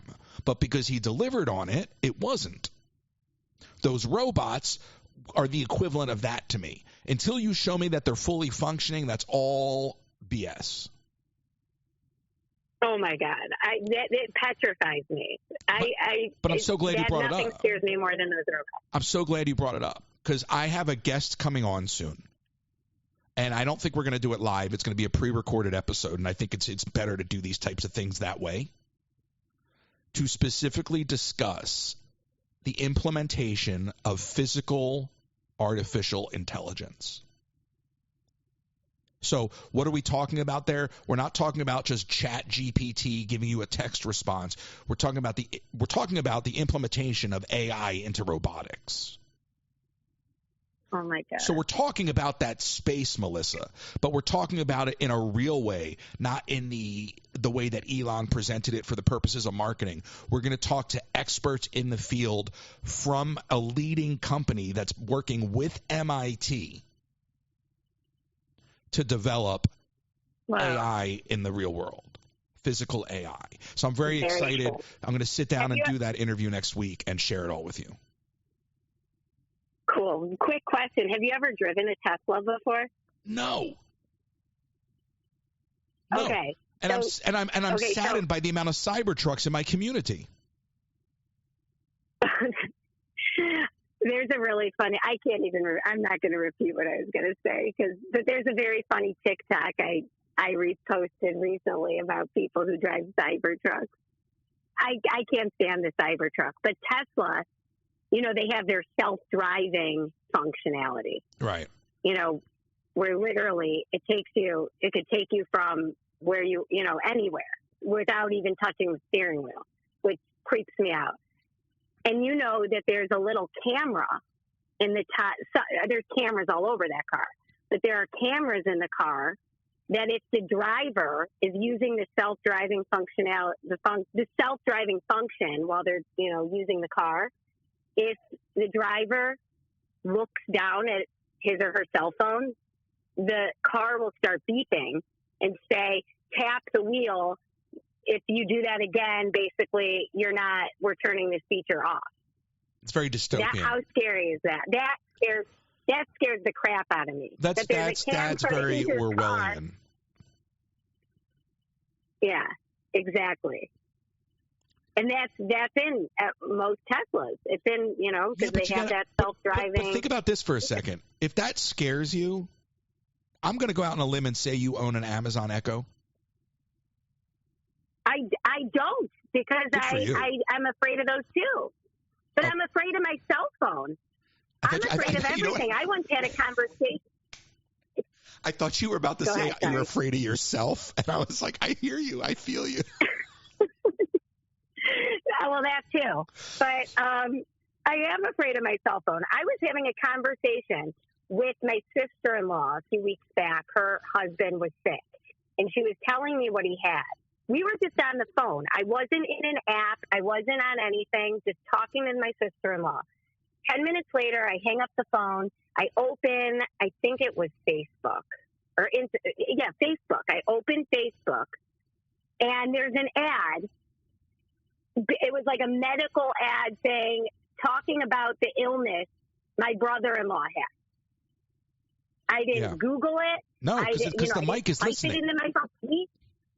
Yes, it creeps me out. So I do not have an Amazon device. You can actually go into the Amazon Alexa history in the app and listen to the recordings it has of you. That thing is open and recording at like a minute a clip or something like that at all times. The only way it recognizes the wake words, the only reason Siri recognizes the wake words is because you've given that microphone open access all day long.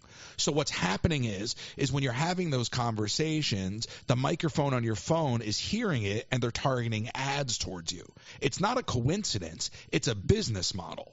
I remember when I would do ads for the arcade business in Los Angeles, and people would come to me from like the Time Warner Spectrum Cable ad sales department. Okay, so these people are advertising to you basically through your router, and the level that they could target. I mean, you know how like you know if you're watching TV over the internet, maybe you're watching it over YouTube or you're watching it over I used to use Sling or something like whatever it is. When you're watching TV, particularly over the internet, not over broadcast, not over cable, but over IP. You ever notice that like it goes to an ad break and sometimes there's no ads there at all? Mm-hmm. You ever had that? Like, yeah. Like CNN will do that. So there'll be like a dead space because they don't have ad inventory. So the companies like Spectrum that can speak and sell to that ad inventory can target specifics. Okay, because that is a digital space, they can now target you not just based off of your location, but based off of your viewing habits, based off of how long you're watching, based off of other things you've searched for. And they would come in and they would sit down with me and they'd be like, we can advertise to people that have visited these websites. So that company has got so much information that they're using for advertisers. I was blown away. I knew you could target. Like I figured, okay, so Melissa watches whatever channel she's watching, you know, and I'm not even going to pick a channel because you'd be like, I actually don't watch that at all based on this conversation. I was curious what you were going to pick for me. I was going to say Bravo. No? Not so much, actually. Yeah, well, that was my third choice, to be fair. I was going to go Fox News, CNN, Bravo, if you really want to know the truth. Okay, well, no, for sure on the Fox News. That's a no. Yeah, but it's still entertaining. I mean, to be honest, it's like flipping back and forth entertaining. Right. That's a whole other but really, but the truth is, like particularly with like cable news, so there's big amounts of inventory sitting there. So the only reason I know all that, I used to be fascinated by that. Where like, well, I don't have an ad, but if I go watch on cable, there's an ad right now. So they sell that inventory, but it's very, very targeted. So now you can literally, like, I can literally go off of that microphone's information and advertise to you off of it. So I don't know where you said you got that ad, but it's very likely that whoever is advertising on that platform is paying to target people that app has got data on through the microphone. It's just unbelievable that this is the world. And you willingly give it to them. Oh my God, every day, all day. I mean, I've got my phone in my hand 95% of the day. And you're not even supposed to be touching that phone. No. If you read the manual on the iPhone, there's supposed to be distance between your hand and the phone. Interesting. Now, I don't know if they've changed that in the literature over the years, but there was a point in time where it was literally, it said in the manual that there's supposed to be a certain amount of millimeters between your skin and the phone. And I don't know if a case counts as that or not. But you just think about these devices. I do have a case. Yeah. Oh, God. Well, think about all these people going live. Yeah. Think about all of the data, all of the signal being pushed up into the air. We talk about all this cancer, and you got to ask yourself, where is it coming from? I mean, cell phones are radiation. I know. So, not to scare people, it's just to be more cognizant. It's the same conversation over and over again in different categories. You know, it's that moderation conversation, as you said. Well, right, and the electric vehicles, I mean, too, you know, everybody's, you know, wants to push it for, you know, global warming and the environment and less petroleum. But then what they're going to have are all these batteries. What are they doing with all the batteries from these cars once the cars are, you know, the batteries are, you know, that's an interesting thought, too. You can't just, like, throw these batteries away. No, but did you ever watch the documentary Who Killed the Electric Car? I never have. So I think there was a battery developed, I don't know what year, that would have gotten, I don't remember the math on it, but it would have been a very high-powered battery that would have held a very long charge, and it would have allowed cars to run for hundreds of miles without And I don't know, what's going on with Teslas, and I know the tech is caught up. But some company bought up the battery and buried it, left a whole bunch of their EVs locked up in a parking lot in Southern California at some point. There's just been so much special interest fighting the development of that, and I just question that how much of that has been. I'm not going to call it misinformation, but how much lost opportunity has there been over the years that now you look at it and it's just becoming harder and harder to get rid of fossil fuels.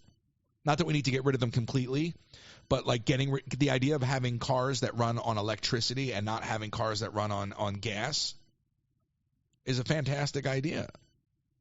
But you're talking about disrupting a major industry. And anytime you're talking about disrupting a major industry, somebody's got to subsidize that. And so I think it was Chevy that bought the battery. And it was you bought it to kill it, not to develop it. Well, the other thing, too, is I'm all for saving our environment. But it's a world thing. It's not just the United States is going to start a program, to get rid of, gas cars with gas and do, push the electric vehicle. That has to be, we all share the same planet, so it has to come from everywhere. It can't just come from here. I love the idea of an electric car. I love the idea of never going to a gas station. Right. So I feel like the electric car is great. I mean, it is great, but if you're the type of person, if you can have the charger, at your home base, and you live somewhere and you're driving, 15 miles here or 5 miles there, and then you're home every night, and you charge it while you're sleeping and all that, it's great. But if you're driving, in your car for, a few hours a day and you think you're going to need to stop somewhere to charge it, it does take longer, than just stopping at the gas station. But that goes back to what I was saying about that documentary, because if they would have not thwarted technology back then it would be further along now, theoretically. I know the Teslas hold a much longer charge. I know there's superchargers that'll charge a car in 15, 20 minutes, depending on the size of the battery.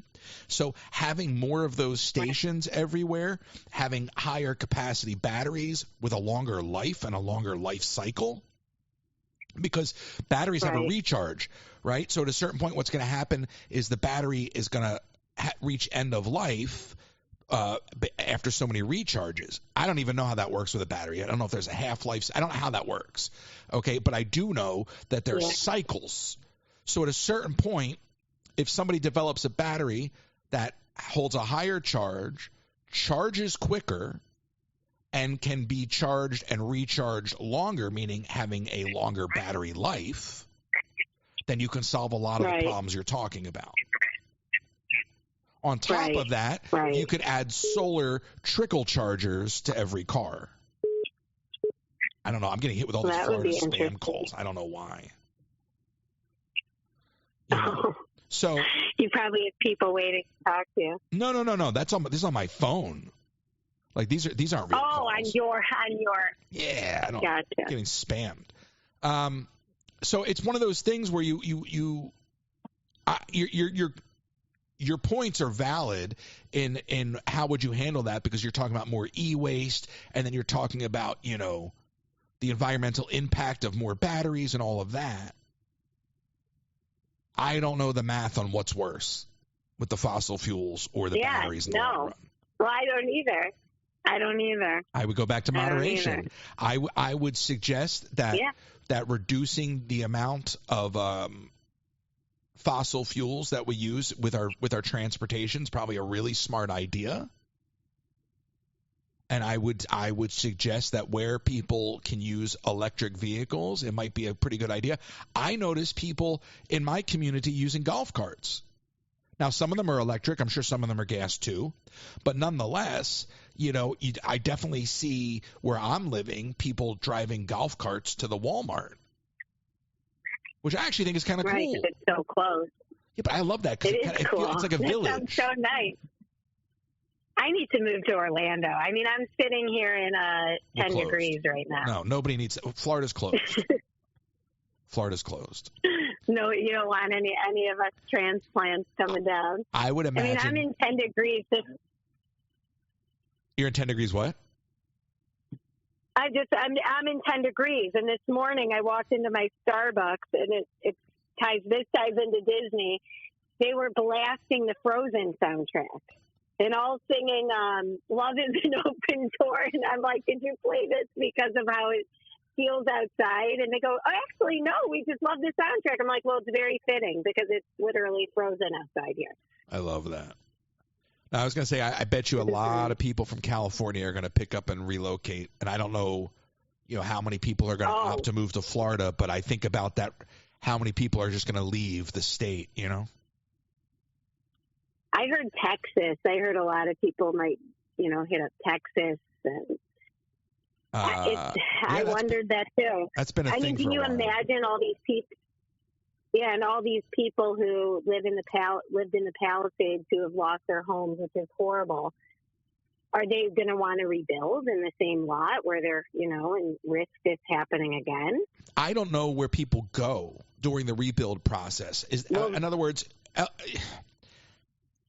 where everybody that's been displaced, there's not enough housing in theory to hold everybody as they develop. So I don't know how you solve the problem. It's really tragic. I went down a rabbit hole thinking about that same thing. Like, where is everybody? And everybody's, going to want to rebuild at the same time. So the resources are, going to be weightless for things. I mean, it's going to be, it's pretty sad. Pretty sad. It is. Well, we'll keep our ear to the ground and see what happens, and we'll see where we can help however we can, when we can. But they're still fighting the fires. So, Melissa, thank you so much. I don't want to hold you up. I appreciate you. No, fantastic caller. Please keep calling in. Encourage your husband to call in and berate me as to why I'm wrong. One of these days, he Monday through Friday, he's at the office from about 8 to 5. So one of these days, you'll catch him. Or, you know what, we set up a pre-record. But in all sincerity, I'm sitting here, opining.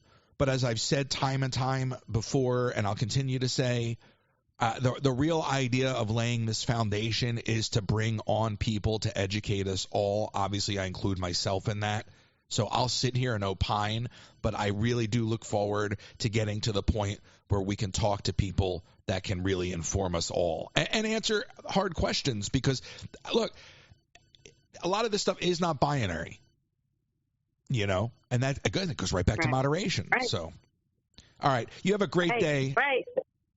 Thanks, Royce. Have a good day. Bye. Bye. Such a great caller. Thank you, Melissa. Oh, I didn't even know we had all these calls in the queue. The system's failing me. You're on the air. Who's this? This is Colleen again. How are you? Again? Did you call today? No, last week. Feels like I call a lot. Then there's no again. It's a different week. Hello, Colleen. I know. But you were talking about a subject I know about, the electric car stuff. I didn't even know there were calls. The phone system, I just hit refresh like when I hung up, and there's like a whole bunch of calls in the queue. Called. So okay. What's on your mind? I know the next call is Ellis, just because it says 19 calls, like total, for the lifetime of the number. So without even knowing the number, I just know that that's got to be Ellis. This is your third call in. Well, yeah. I was just going to talk about the electric cars because my husband has worked on them. Okay. He works at the F-150 plant in Dearborn, in Michigan here, and he worked on the Lightning, and he is against electric cars. Why? Hold on one second. Yes, it's on the chapel. Yep. Mm-hmm. You're welcome. Sorry, had to do work for a minute. So yeah, he's worked on both the cars, and he would never get an electric. Now, there's a lot of advantages to them if you live in some place like California, who's set up infrastructure, for it. But for colder climates, they don't work. What is his number one reason against them? Is it very much that? It's very much about, there's multiple things. It's the waste that comes with making the batteries and what happens with the batteries when they're not working anymore. Now, I was told by someone for the electric company here, they're actually using those batteries when they're at 80% to help, like they're building battery housing places instead of the coal to use the energy from the used batteries. But that's a new technology here in Michigan. But primarily the waste, and also because in the cold weather here, you only get about 50% of the battery. So it's really only good for local driving, not for long distance. So if you wanted to go on a trip, you could never take it.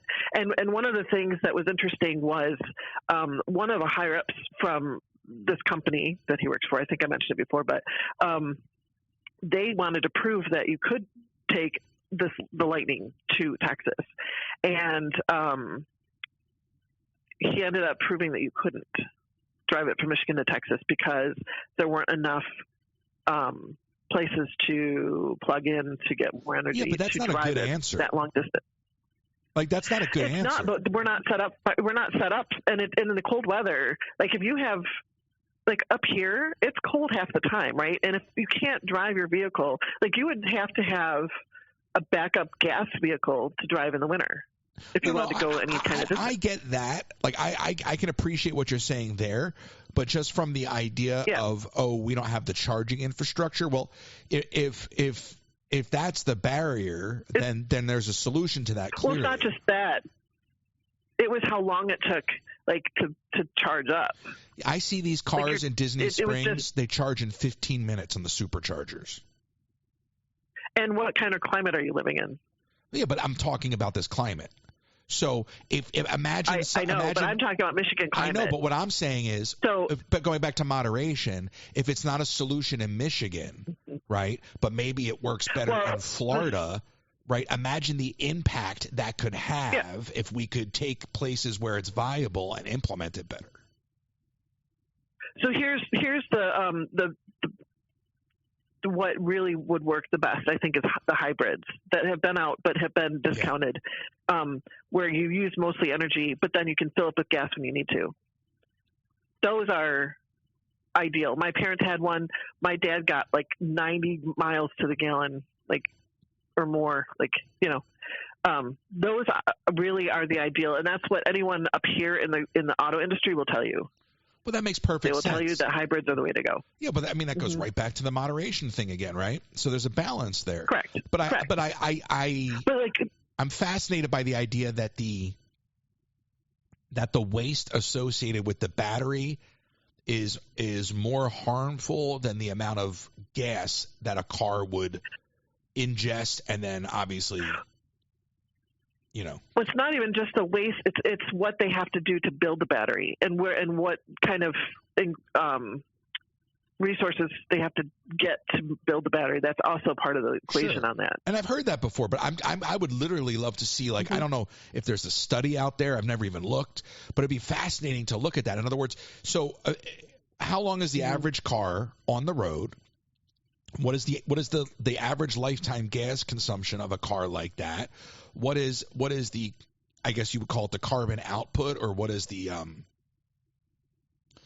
amount of pollution that the car is putting out in its lifetime, and then compare that to a battery or however many batteries a car would need, you know, to make that comp.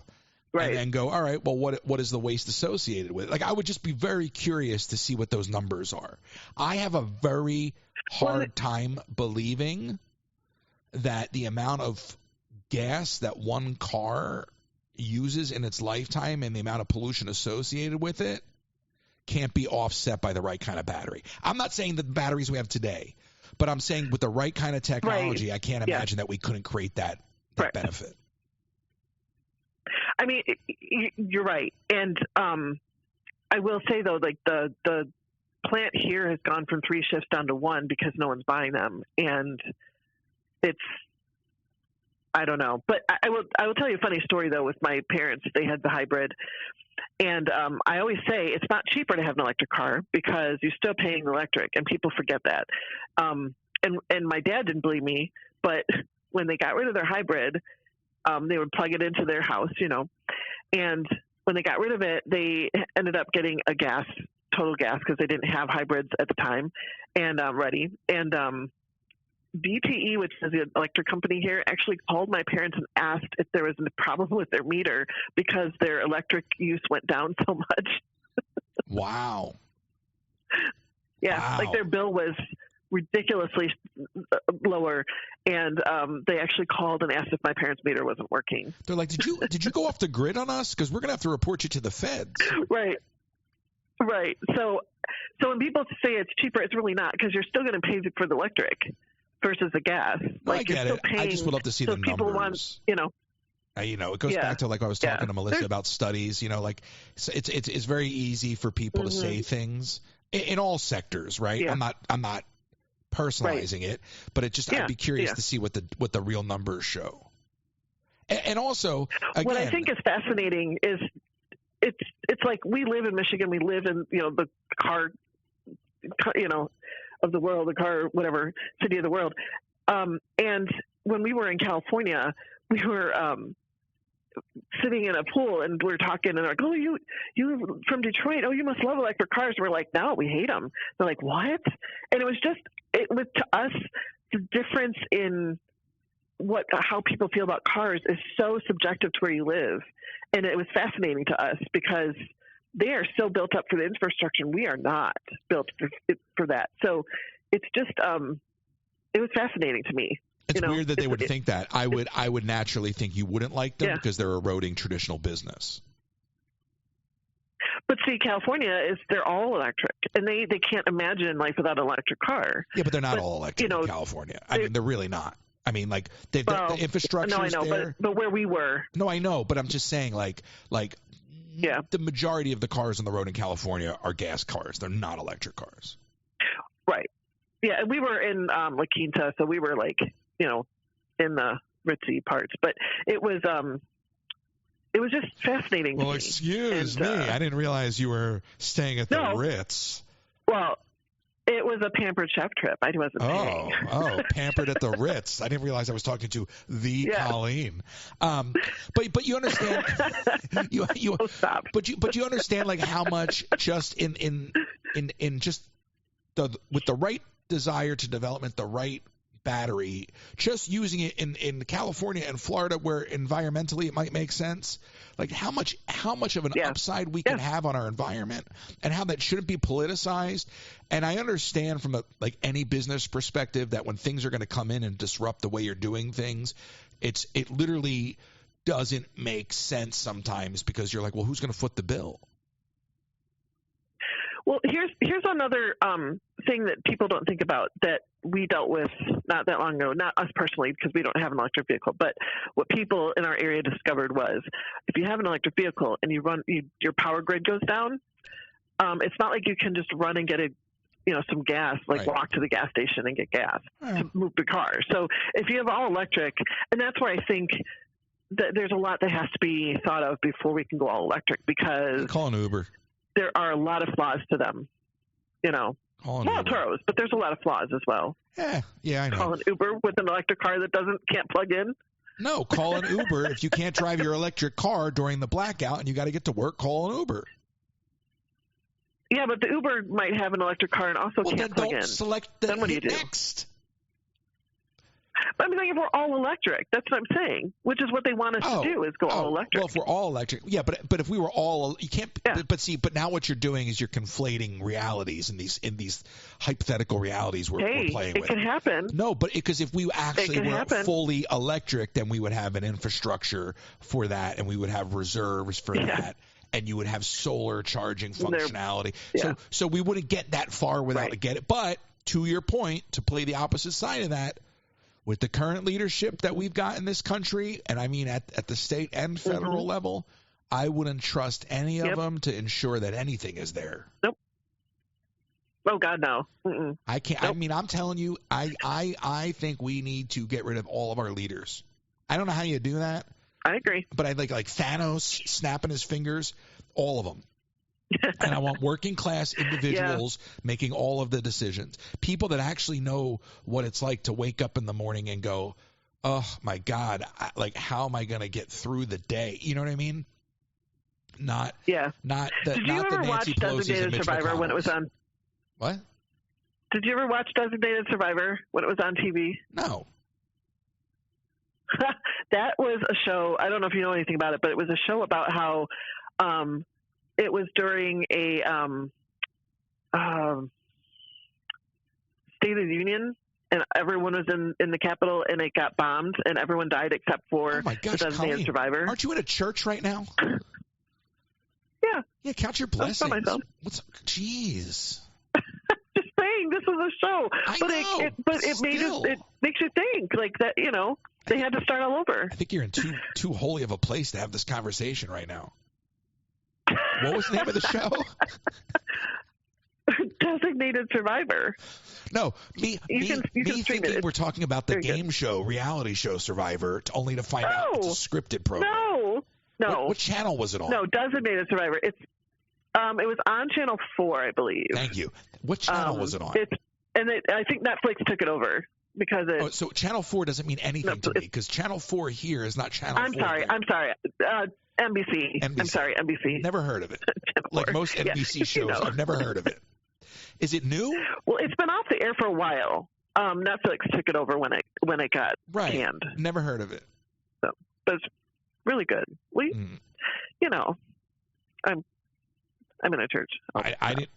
Careful. I'm not. I didn't know NBC still made quality television. I was unaware of this. Thank you. They do. I didn't know. They do.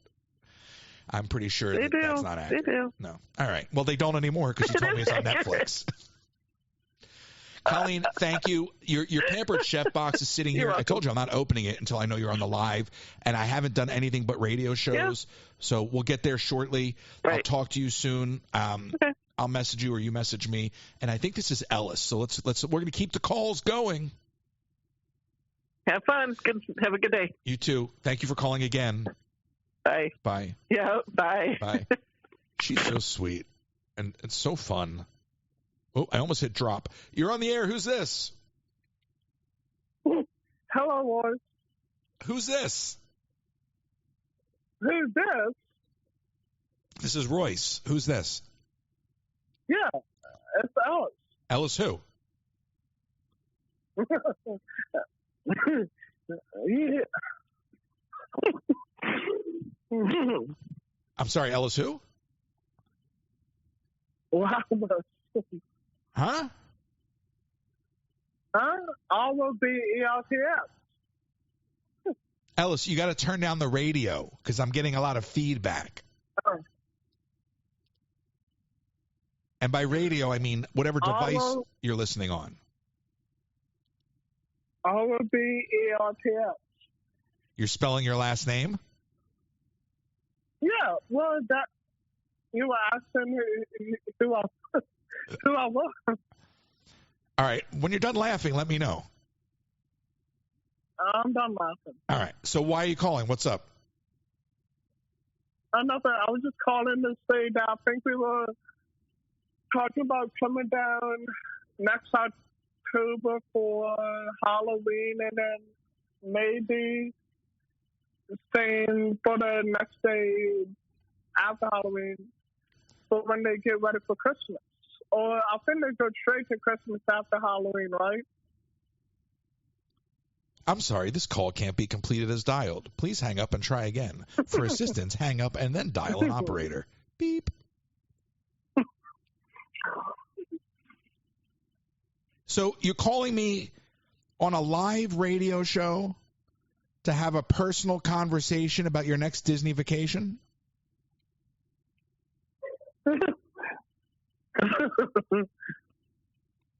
You don't want to chime in on the TikTok ban? What are you going to do, Ellis, when TikTok goes away? Ellis, what are you going to do when TikTok goes away Sunday? TikTok's not going to go away. Do you not pay attention to the news? I did, and I've been following all the comments. Like, a lot of people have been saying it's not going to go away. It's not going to go away. But that's just what people are saying. Like, literally, TikTok just said they're going to shut the app down Sunday. Oh, okay. So what are you going to do when TikTok goes away? What are you going to watch? I said earlier in the show I was curious about viewing habits. Where will you go if TikTok goes away? What app are you going to open up instead of TikTok? I don't know. You haven't thought about this at all? Maybe, no. Maybe it's time to think about it. Maybe what? Yeah. Will it be But I believe it's not going to go away because I heard that somebody bought it or somebody was thinking about buying it. No. Ellis, answer the question. Nobody bought it yet. Yeah. If TikTok goes away Sunday, what app are you going to open up to watch instead? Instagram. Instagram. Okay. Mm-hmm. So you will be consuming content on Instagram if TikTok goes away. Right. Not YouTube. No. Well, I do have YouTube too.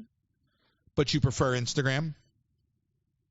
Yeah, but I've never seen you go live on YouTube. Well, I've seen you on live YouTube for the radio show, but not for the parks.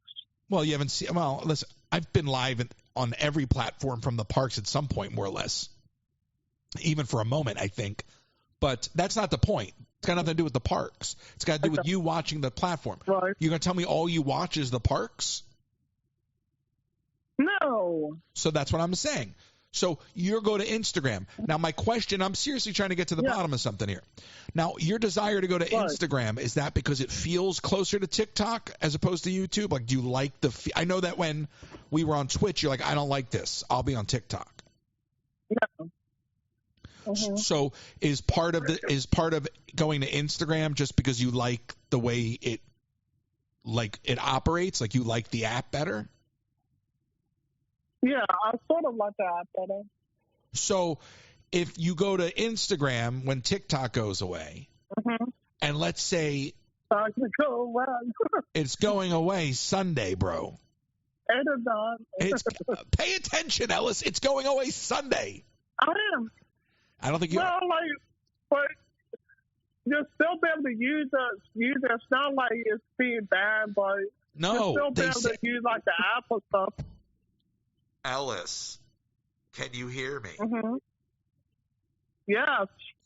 They said yesterday that they're just going to turn it off completely now. Oh, okay. I'm not making a joke. They said yesterday, even though they said originally they weren't going to do that, that they'll turn it off completely. What I'm trying to get to the bottom of. Yes, Ellis. From what I heard, they said that we're going to hold a ban for maybe 270. Who's your news source? Who's your news source? What are you watching? I don't know. I don't watch the news. So where are you getting this information from? From on the app, other creators said that they were going to hold the ban for 270 days. What? 270 days? What? Yeah. I don't know what you're talking about. They were going to hold the ban. Listen to me. Am I coming in clear? Yeah. All right. I don't think I am. They said yesterday. How you are coming in? Dear Lord, please give me the strength to get through this phone call and the rest of the radio show. Thank you. Oh, you weren't supposed to hear that. Coming in clear. I'm in the middle of a prayer. I should get Colleen back on the phone for this. All right, listen. They said yesterday, I'm going to try this for the 10th time. They said yesterday.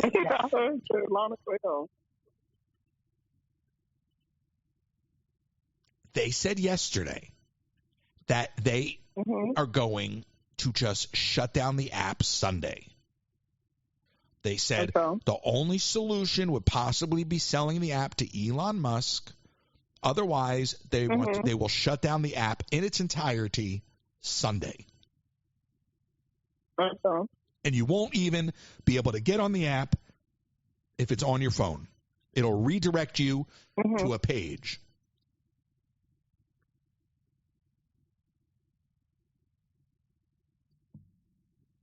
Okay? Okay. So I don't know what you're talking about, but that's what's happening. Now, who knows what's going to change between now and then? Right. All I wanted to do was find out where you were going to go if TikTok is going away and why you were going to go there. Because not everything you watch on TikTok will be on Instagram. So I was curious where you would go and why you would choose to go there. I didn't realize that we were going to get into a back and forth about the fate of the app. Yeah. All right, I got to go. Okay. I got to get on an airplane. All right. But I still believe it's not going away then. That's great. I'm not even taking a flight. I'm just literally want to climb onto the top of an airplane. I got to get as far away from this phone call as humanly possible. And the top of an airplane seems like a viable solution. Why are you laughing at me? I got to get out of this call. This is a nightmare situation for me. Oh, no, it's hard. All right, listen. So you'll be on Instagram watching whatever dreck is on Instagram instead of TikTok, right? Right. All right. Ellis, thank you so much for calling in. Do you want to stay on the phone? I still believe it's not. No, I have to go to work. Wait, I'm sorry, what? I have to go to work. Oh, you have to go to work? What time do you have to be at work? For 10. That's in 15 minutes. I know, but I want to leave early. I know, but no, not early. I mean, you're running out of time. You're going to be late to work. Yeah, right. What are you doing at work today? I don't know. Normally we run errands sometimes. I think you need to ask for a promotion. No. Yeah. just who do you report to at work? Peter? Oh. Just say, listen, I think it's time for a promotion.